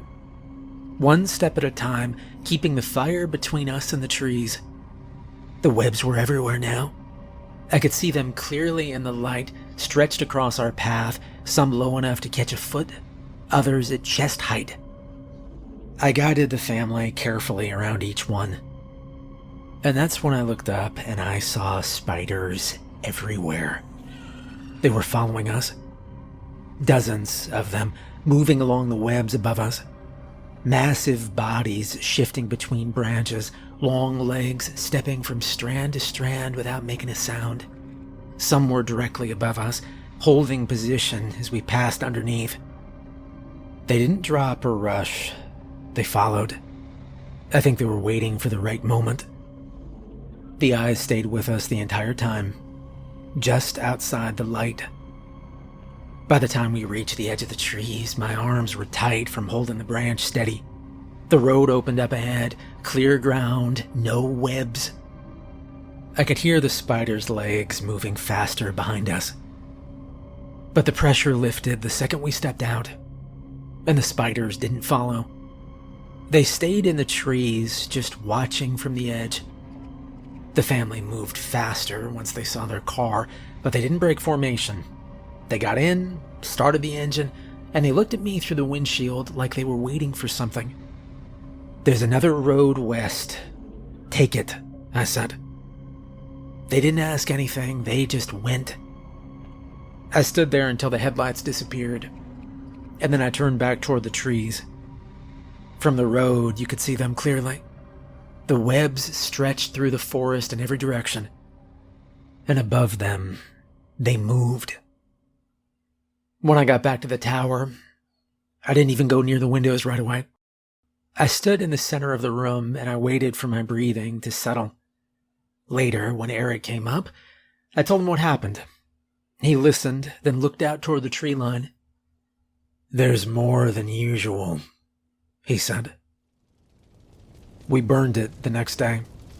A full section of forest, cut clean along the ridge before the webs could reach the tower. The fire took fast, climbing through the strands and the dry ground underneath.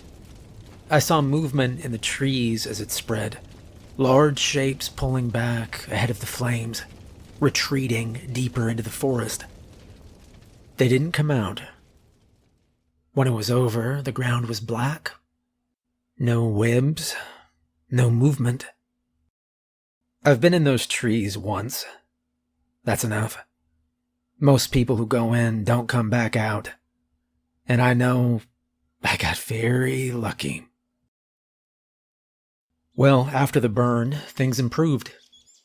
The section of forest below the tower slowly started coming back. First the grass, then the small growth. After that, the animals returned like they always do. Rabbits showed up along the ridge again. Birds moved back into the trees.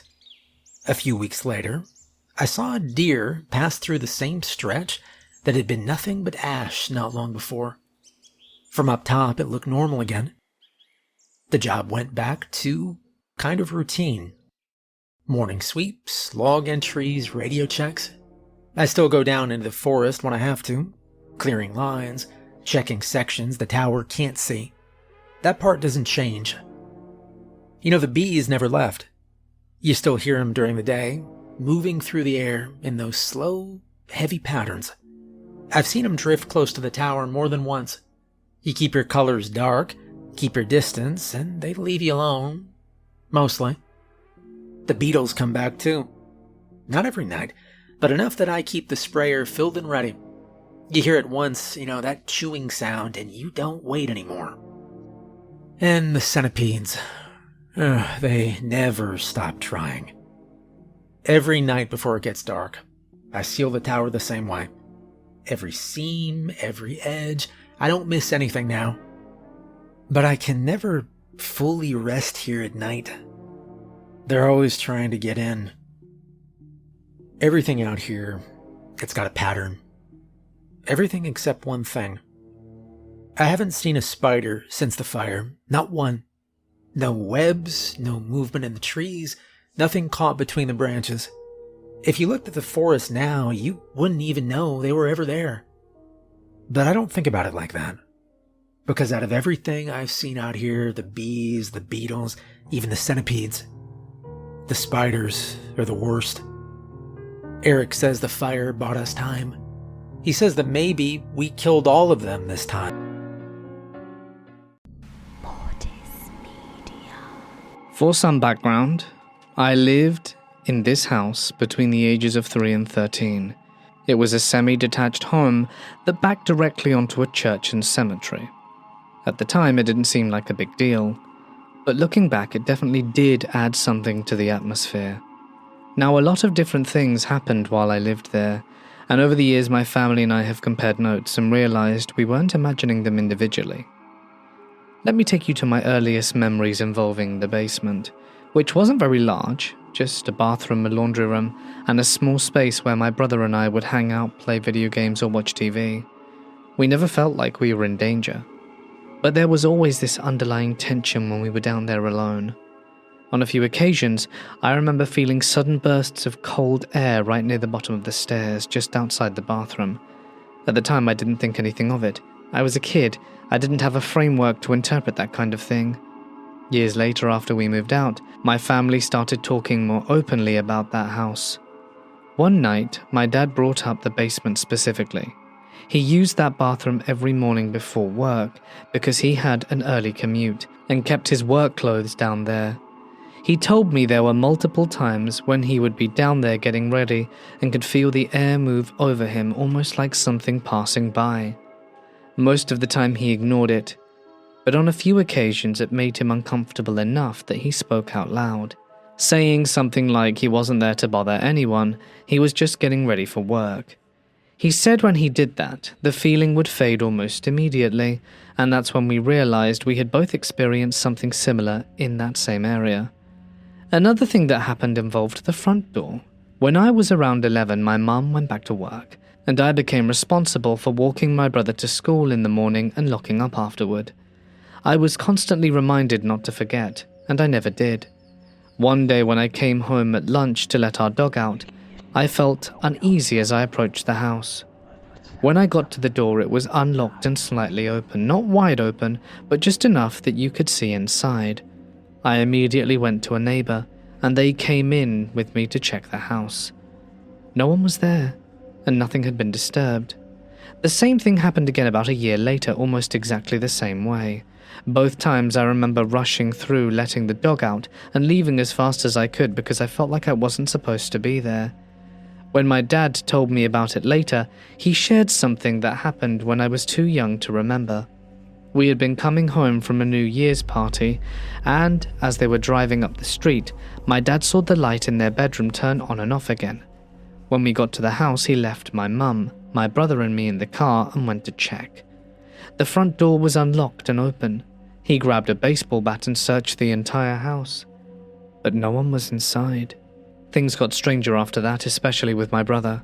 He started saying that at night he could see a woman in a long white dress, walking from the top of the stairs down the bottom and then disappearing. The staircase had a balcony at the top and curved down with 2 small landings, so you could see movement clearly from different angles. At first, I didn't believe him at all. Eventually, he told my mum, and she didn't dismiss it outright. Much later, after we had moved out, she told us she had seen something too.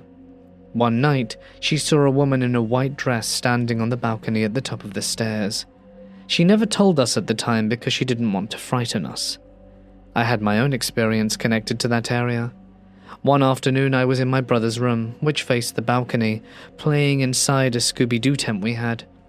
I ended up falling asleep in there.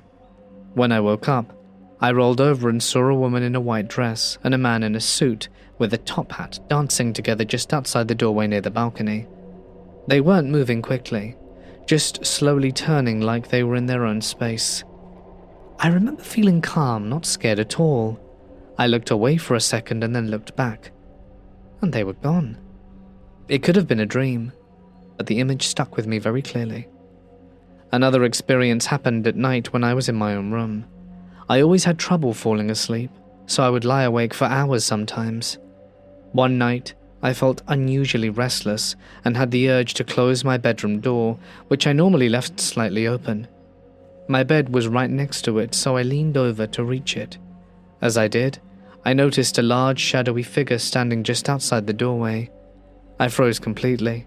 It didn't have clear features, but it had the shape and size of a person, larger than my dad and definitely larger than my younger brother. I started calling out for my dad, hoping it was him, but the figure didn't move at all. I called again, and there was still no response. Eventually I pulled the door shut and turned away, trying to hide under the covers. A few moments later, my dad came in after hearing me call for him. He said he had been asleep, and so had my mum.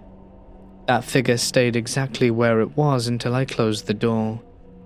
There are a few more things that happened in that house, including one experience my dad had involving a similar shadow figure, but that one could be explained away by sleep paralysis.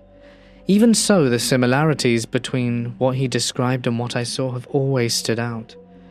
I guess that's what happens when you live next to a cemetery. This is a true story that happened on May 15th, 2006, in a small town in Illinois where I grew up. I had always believed in ghosts to some extent because of the house I grew up in.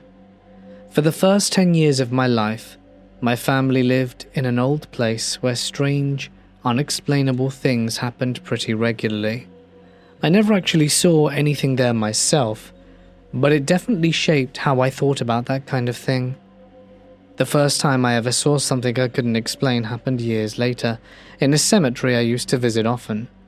It was an old cemetery on the edge of town. I used to go there just to walk around and clear my head.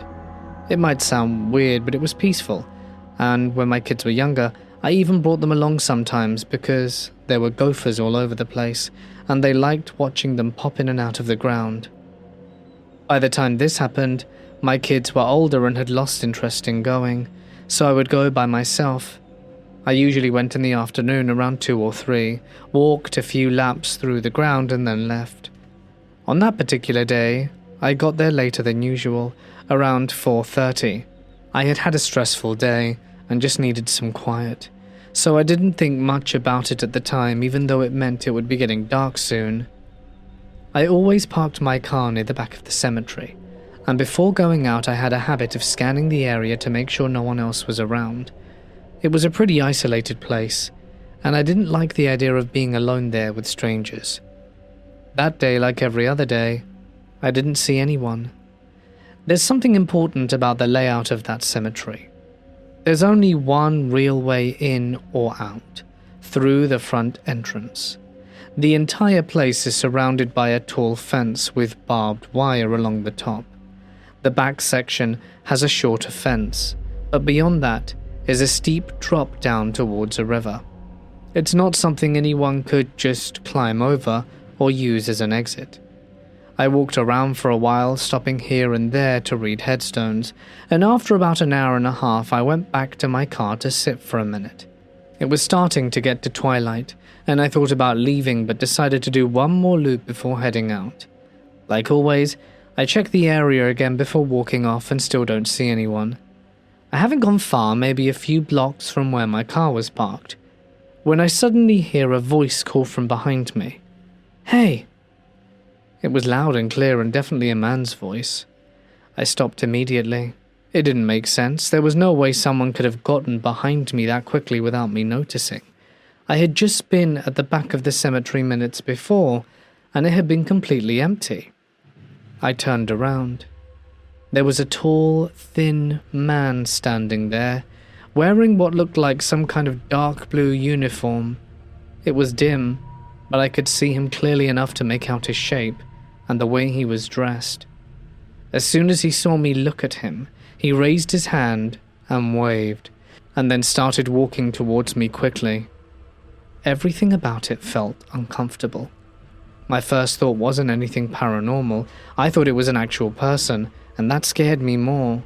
The way he appeared out of nowhere and began moving towards me without saying anything was setting off alarm bells in my head, and I turned and ran. I cut through the headstones to take the fastest path back to my car.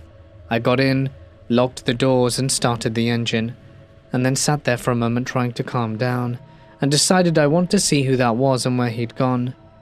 I drove through the cemetery slowly, scanning every path, but there was no one there. I went through the entire place, again and then again. Nothing. That's when it hit me. What I saw didn't make sense. When I first saw him, he looked completely solid. Nothing in the way people describe a ghost. He looked like a real person. But there was no possible way for him to disappear that quickly, and most importantly, there wasn't anywhere for him to go. He had been near the back, not far from where my car was parked.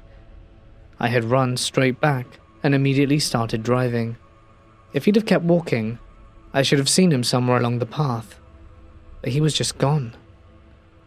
I never returned to the cemetery after that evening. I wanted to share this somewhere because I still don't have a reasonable explanation for what happened that night, and honestly, it's been bothering me ever since. This happened a few months ago. A friend of mine had heard that the northern lights might be visible in our area and asked if I wanted to drive out into the countryside to try and see them.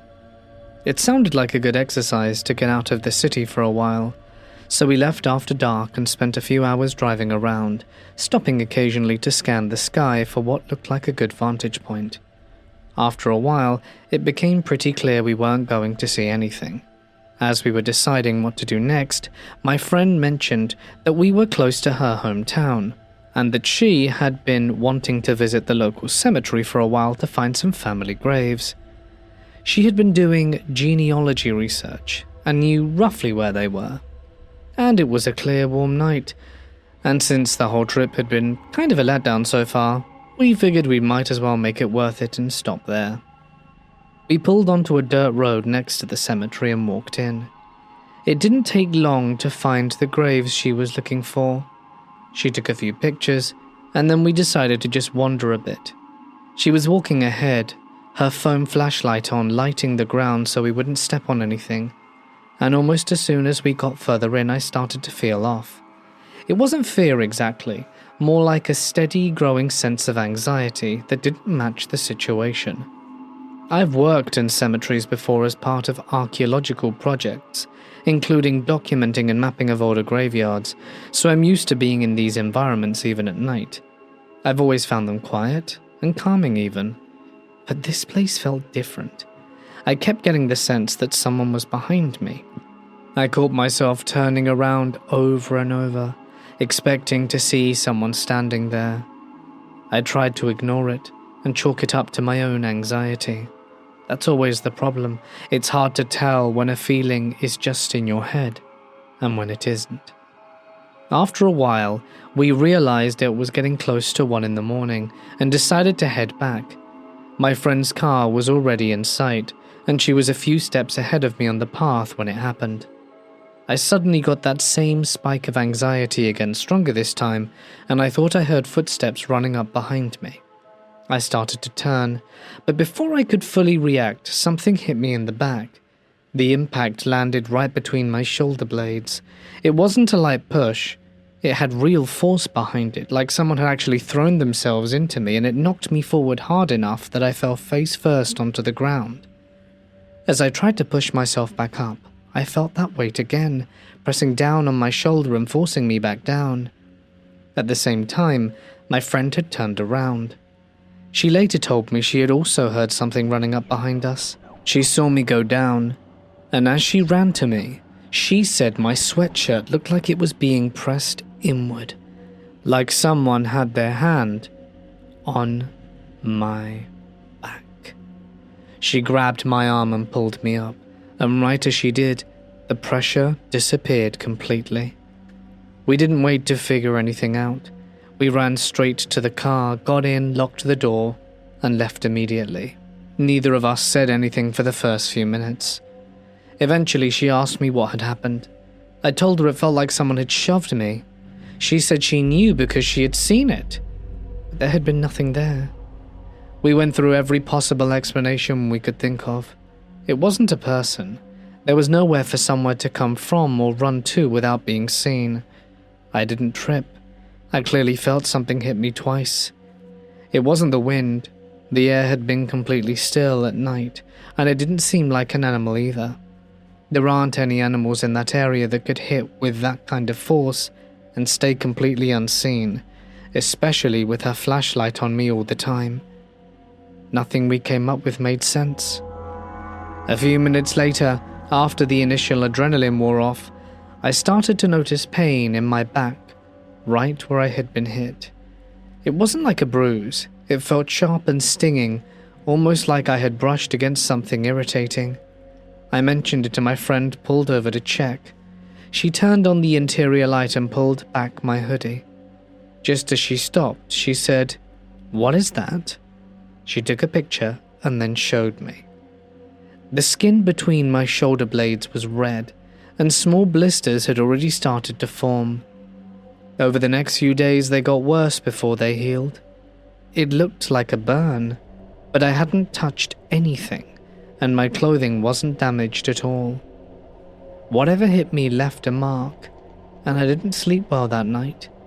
Every time I started to drift off, I had this insane feeling that someone was standing right behind me, and that kept jolting me awake. Since then, it's been harder to ignore. I already deal with trauma from past assault, and there's nothing especially unsettling about an experience like this where there's nothing clear to point to, nothing to prepare for or avoid. And on top of that, it brought back recurring dreams I used to have when I was younger. They had mostly stopped in my 20s, but after that night they began again. The same presence, the same feeling of being watched or targeted by something I don't understand in some of those dreams now. It's not abstract anymore. I don't know what happened that night. There's no rational explanation I know. But if there's one I'm missing, I'd love some enlightenment, because I haven't been able to shake it since. Years ago, I lived in a very old small town on a cul-de-sac which had a cemetery at the end.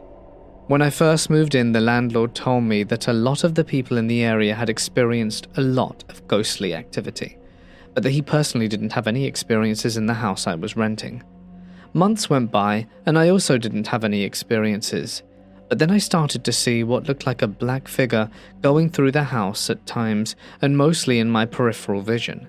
There were times where I would be laying in bed watching TV, and I would see this figure, or silhouette, move very quickly past the doorway.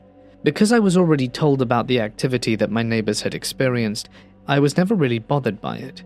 It wasn't until a year after I moved into the house that I had an experience that really scared me. I was home alone and went into the bathroom to shower. My cat was in the bathroom with me, and I noticed her looking under the door, and she started moving her ear and swaying her tail, which she usually did when she heard something unfamiliar. I immediately locked the door because I got an uneasy feeling. I then heard a man say, "Hello?" I thought maybe it was my dad getting home, so I said, "Dad?" But no one said anything back. Then the knob to the door to the bathroom started turning itself, as if someone were trying to open the door. I got into the shower and called my boyfriend to ask if he was home, and he said he wasn't. So I called my sister to ask if she was home, and she also said no. I started to panic and called my boyfriend back and explained what was going on. He told me to stay in the bathroom with a door locked until I heard his voice telling me to open the door. All of a sudden, I started hearing what sounded like my house being ransacked. The doors were being opened and slammed closed. It sounded like things were being thrown and broken. I was thinking someone broke into my house and was robbing me and destroying everything in the process. About 5 minutes later, I heard my boyfriend telling me to open the door. I immediately started crying because I was expecting to walk out to a disaster. But when I opened the door, nothing was touched. He said the front door was locked and he searched the house and no one was there. What I was hearing was so real and so scary. I have no clue what it was and still feel so afraid about that experience. I don't understand how I could hear all of that and yet nothing be touched. This happened back in October, and it was the first time anything like this had ever happened to me in broad daylight. I was on vacation with my parents in Salem, which had been my top choice for years. I've always been into creepy history, especially the Salem witch trials. So when my parents gave me the option between Rhode Island or Salem for my graduation trip, there was no debate. We went the week before Halloween, which thankfully meant the whole place hadn't been overrun yet. I had the entire trip planned out in detail, and one of the places I really wanted to visit was the Howard Street Cemetery. I originally wanted to go to the old Burying Point Cemetery, but it was closed for renovations at the time. Howard Street has its own reputation though. It's believed to be the location where Giles Corey was pressed to death during the trials, which already gave the place that creepy atmosphere before we even got there. When we arrived, I did my usual thing. I enjoy taking pictures of older gravestones, especially the ones that are broken down or partially covered. If I see one buried under leaves or debris, I'll clear it off before taking a picture. It just feels respectful, like you're acknowledging that someone is still there. I ended up doing that with a few graves while we were walking around. At one point, I noticed another woman into the cemetery, but I didn't really pay attention to her after that. I was focused on taking photos and just being in the moment. Eventually, my parents started heading towards the exit, so I followed behind them, still looking around and taking a few last pictures. And right before we left, I felt something grab my arm. Not brush against it, not a light tap. It felt like a hand wrapping around my arm, gentle but very deliberate, and it caught me completely off guard. I don't like being touched, so my immediate reaction was to turn around, assuming it was the woman I had seen earlier. There was no one there. The cemetery behind me was empty. The area outside the fence was empty. My parents were a few steps ahead of me, and whatever grabbed me had come from behind. There wasn't anyone close enough for it to make sense. My mum noticed I stopped and asked what was wrong. I told her I thought someone had grabbed me, maybe that woman. She immediately said the woman had already left a while ago. And at that point she didn't even hesitate. She just grabbed my arm and started pulling me towards the exit.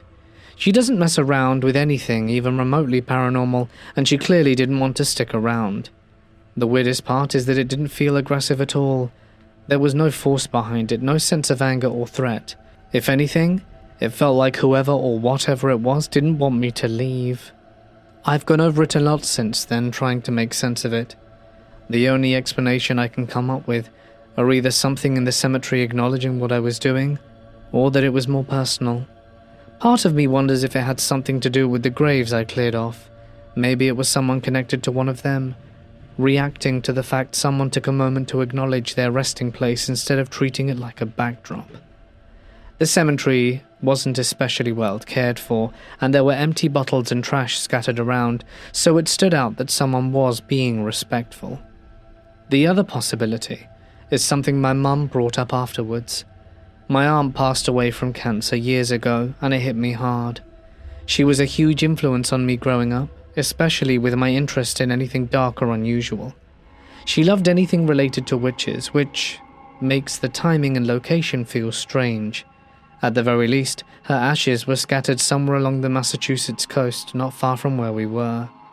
The idea that it could have been her isn't something I can prove, and I'm not saying that's what it was, but the feeling of the grab, how calm and familiar it felt, makes it hard to completely dismiss. Either way, I don't entirely know what it was, but I know it was paranormal at any rate. I'm an Eagle Scout, and I spent a lot of time camping over the years. One place I kept going back to was First Landing State Park. It used to be called Seashore State Park. There are a lot of stories tied to the land, especially about the Native American tribes who lived there long before anything else was built. People talk a lot about the burial grounds on the trail side of the park, which are fenced off now and no one goes in there. And the general consensus is that you leave that area alone. One night, a few friends and I were at one of the campsites we always tried to book. It was a quiet night, with the cicadas humming in the background. We were sitting around the fire, telling ghost stories and trying to frighten each other, when eventually we got bored, and decided to go for a walk, maybe to head towards the beach. It was around 1 a.m. when we started noticing lights in the trees. At first it was nothing unusual, just small dim flickerings between the branches. We assumed fireflies and didn't pay it much attention. But the further we walked in, the more of them there were. Not just 1 or 2 here or there, but enough that it started to feel bizarre. They weren't lighting up in that random blinking pattern you'd expect either. I guess you could say it felt more deliberate, and for some reason we ended up crossing Shore Drive and heading towards the area where the burial grounds are. As we got closer, the atmosphere changed significantly. It got cooler. It felt contained, like stepping into a different pocket of air, and at the same time the lights we'd just seen stopped completely. We stopped maybe 10 steps short of it, and no one said anything for a minute. Then one of us quietly said that we should probably just leave it alone. We stood there for a moment, kind of awkwardly, and then someone muttered a quick, "Thank you," under their breath. We all followed suit in our own way, and turned around and began heading back.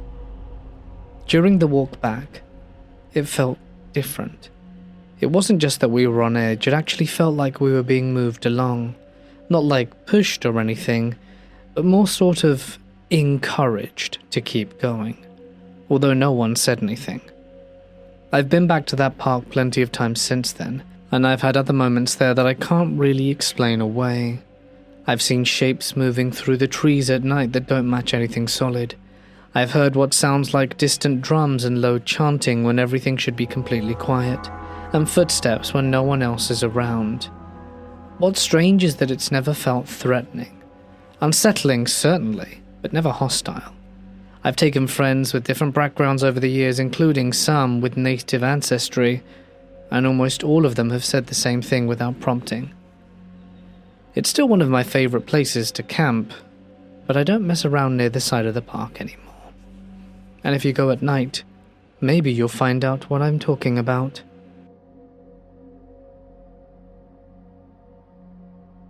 About 16 years ago, I was filming a low-budget horror movie in a very old historic cemetery. We had permission. It was late at night and extremely dark.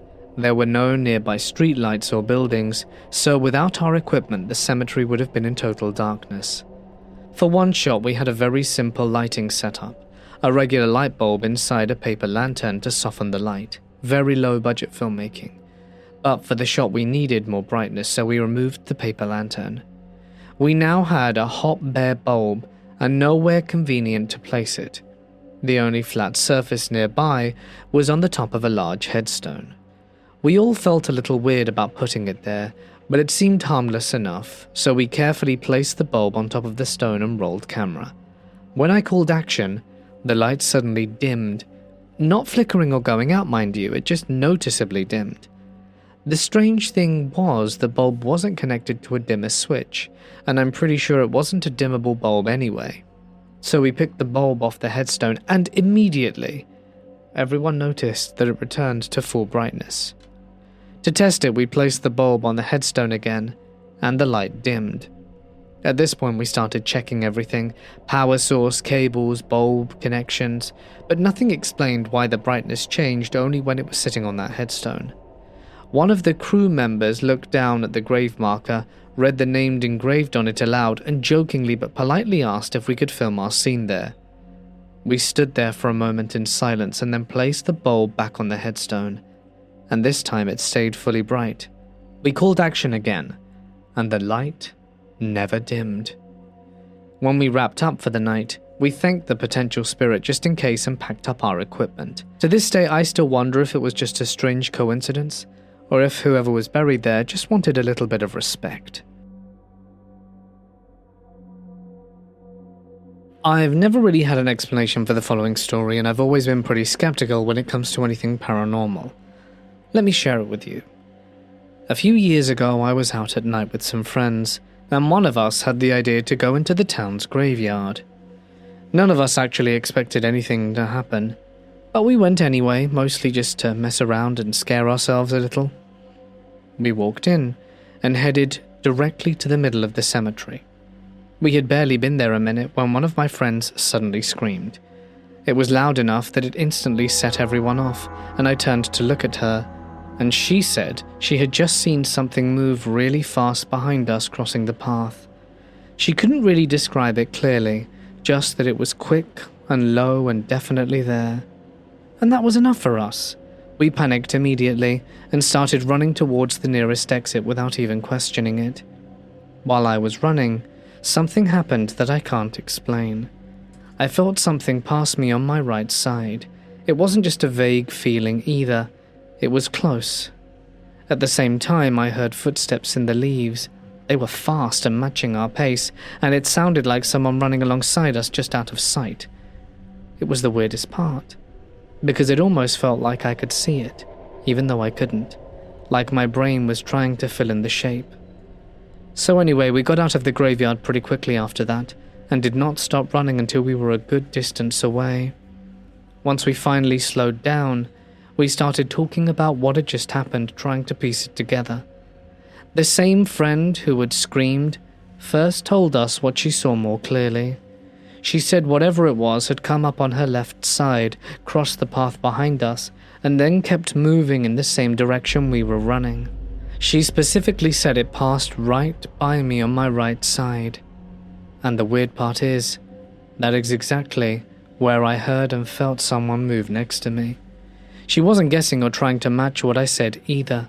She told her version first, and then I lined it up almost perfectly with my own experience. None of us saw a full figure. Nothing you could point to and say it was that.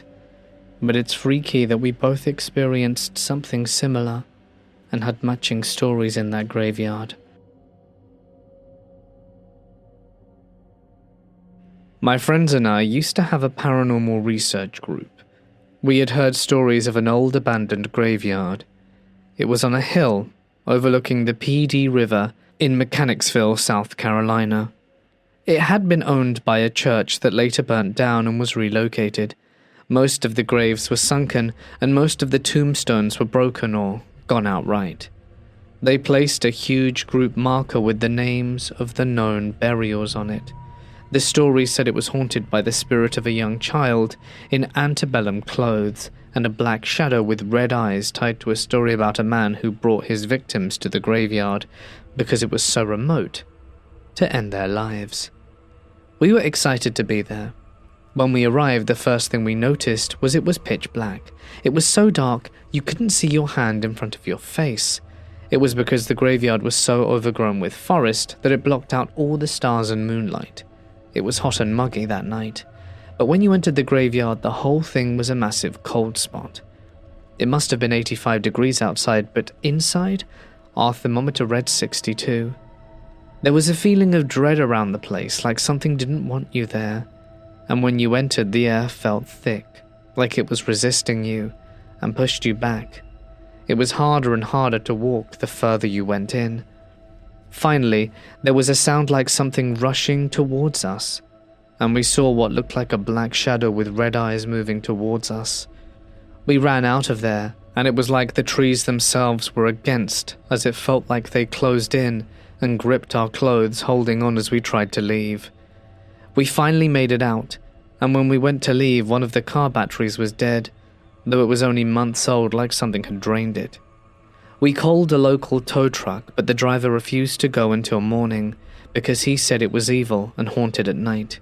We got pictures with so many orbs and shadows. One picture even showed moss that looked like a man shape hanging from a tree.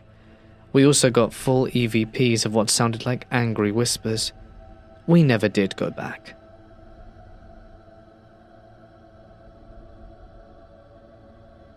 One boring summer night, my friends and I were racking our brains trying to think of a cheap thrill to entertain us, and someone floated the idea of sneaking into this huge historic cemetery with graves from the 17 and 1800s out in the next town over.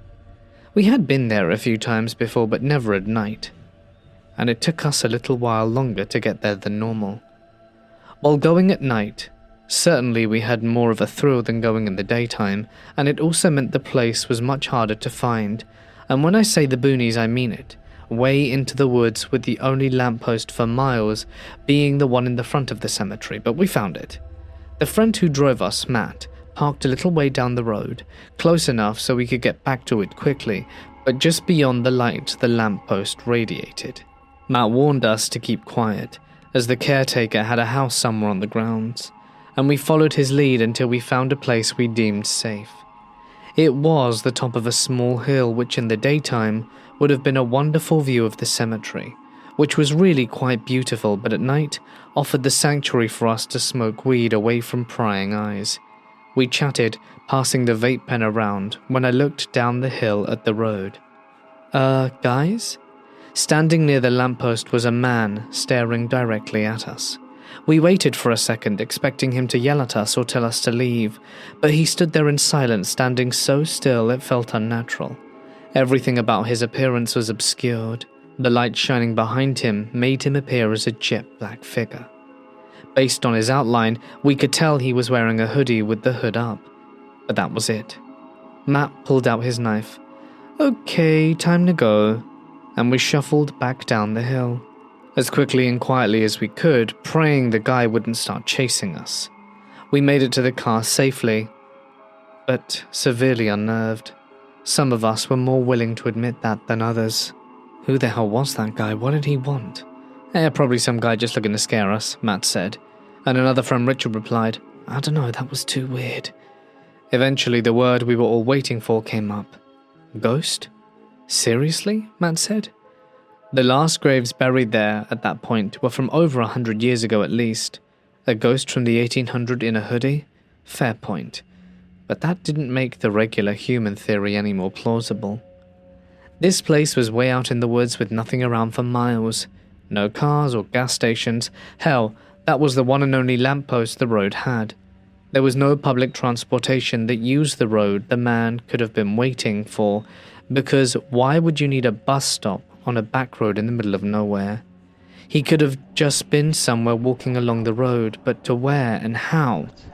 We had enough trouble making our way there in a car with headlights. This guy would have had to have been walking along the road for miles and miles through the pitch-black woods at 2 a.m. There was just no conceivable reason why someone would be there at that hour. The conclusion we all settled on was that it had to have been the caretaker. He must have known we were there and thought it'd be fun to pull a Scooby-Doo scare on some meddling kids. But we all knew that didn't sit right either. It just seemed way too impractical. Calling the cops must have made much more sense. Matt did have a knife on him after all. If he'd have been a different kind of person, he could have easily used it. I think we went back there maybe one more time in the daylight, but it didn't have the same vibe to it anymore. I've since moved away and haven't seen those guys in years, but I do wonder if they're still as weirded out as I am about that night. When I was a teenager, I was coming back from a quinceañera late at night, with my aunt and her boyfriend. My cousin and me all packed into the car.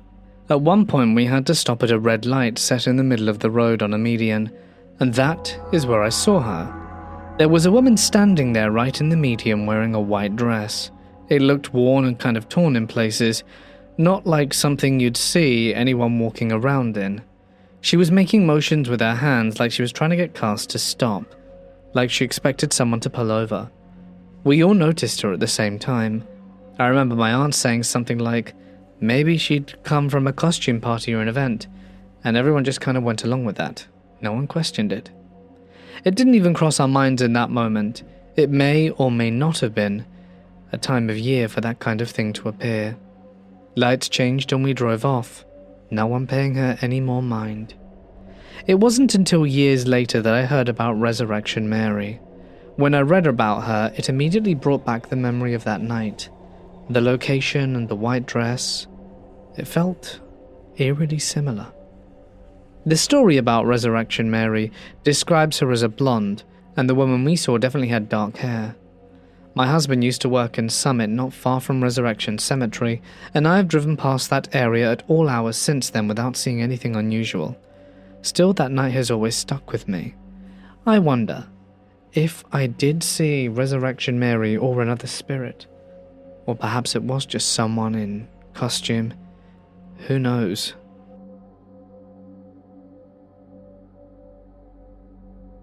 Let me begin by saying I am in no way a ghost hunter.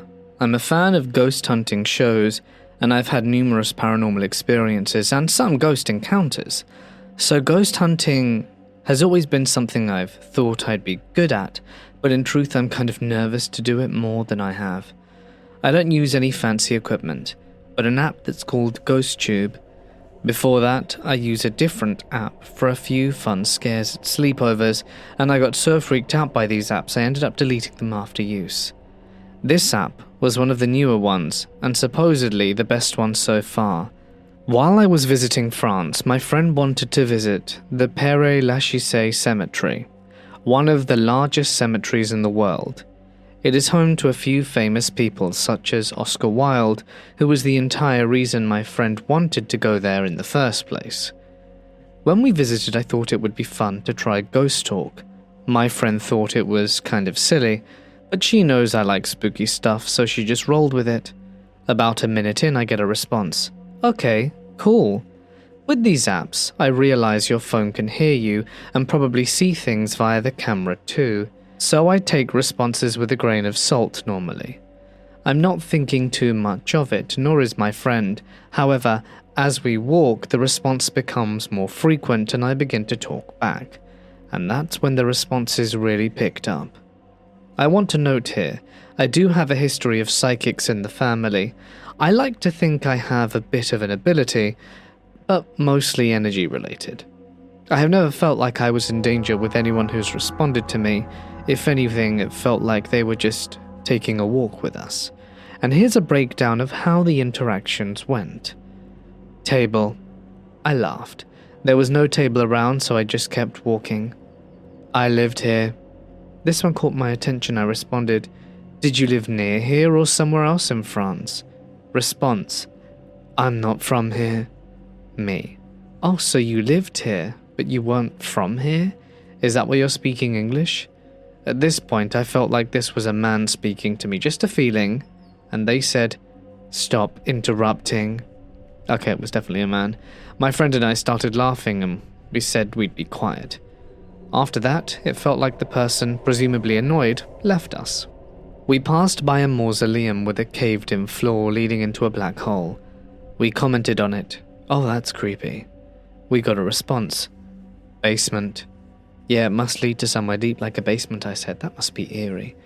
Immediately, I got the response, not necessarily.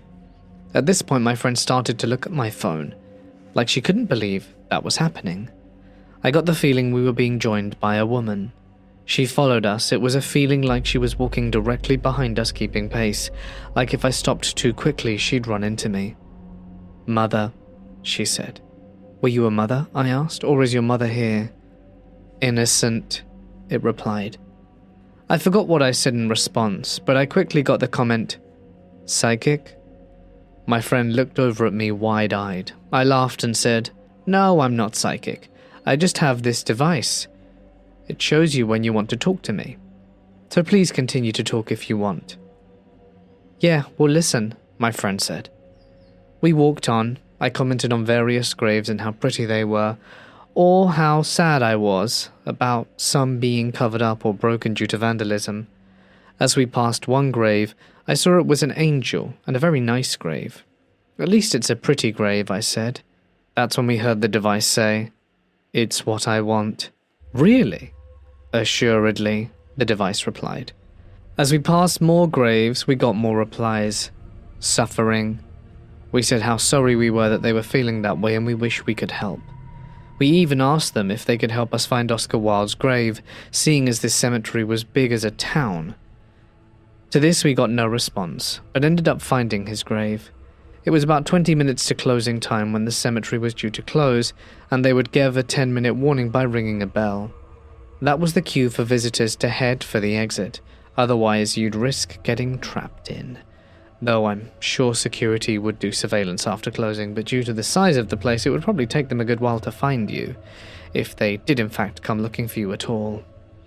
Oscar Wilde's grave had sadly been put behind glass due to people defacing it. All over the glass were lipstick marks, and even on the other side were small things people had thrown over the glass wall, such as notes and little toys. There were quite a few people around this grave when we heard the bell chime. As everyone left, we stayed for a moment so my friend could say something to him. I assured her it might not be him, because quite frankly I don't know if I'd hang around my grave if people kept ruining it, but we tried anyway. She told Oscar that she was a big fan, and that he's still very widely adored, but also that there was a gay-themed bar after him somewhere, and we got the response, "Hot." We died. Guess he was okay with the gay bar. I then asked, "Is there anything you want to tell us?" And the response was, "Please go." We agreed and immediately walked away, realizing there was no one else around and the bell was now chiming. "I'm walking," the device said. "You're welcome to walk with us to the exit," I said, and a few cobblestone paths later we made it to the exit on time. I said maybe he was saying please go so we'd make it out on time. I actually felt like something followed me back to our hotel. I felt a heavy weight on me and was exhausted, and my brain felt cloudy and didn't feel right. I was afraid the app would notify me of more responses, so I deleted it. That night, I felt watched. However, I'm happy to say the next morning I felt much better and lighter. Maybe whatever followed me realized I wasn't listening anymore and left. Not sure why, but I felt like it was the woman who talked to us a bunch before. Nothing malicious, she just wanted to be heard. I hope you enjoyed my stories. Hey guys, it's Mort here, and thank you so much for listening. I hope that you have enjoyed tonight's collection of cemetery stories. It has been a good one. So just for those of you who might not be familiar or maybe don't listen to the end every time, I am going to be doing alternating Saturday videos. Next week will be a compilation just like last week, and the week after I have programmed a kind of funky episode called Security Cameras. I might actually include the footage, but it's creepy stuff that's been captured. So I think it's going to be a really interesting video. Hopefully you guys enjoy it. I haven't recorded it yet, but the stories are quite promising. But with that being said, that is it for the week. I will see you again on Monday if you listen to the Mortis Bedtime Stories podcast over on all podcasting places, and if not, you will see me again on Tuesday for even more spooks. I believe the Tuesday video is Railroad? Pretty sure it's Railroad. Yeah, train and railroad stories. Again, not a super popular topic, but one I think is actually really interesting with some hella spooky stories. Anyway, have a wonderful weekend, friends. Stay awesome. Oh, and I wanted to give one final thank you to my members and patrons whose names you can see on screen. And if you'd like to get a bunch of exclusive content, you can follow links in the description to find out more. But for now, stay awesome, my friends, and good night.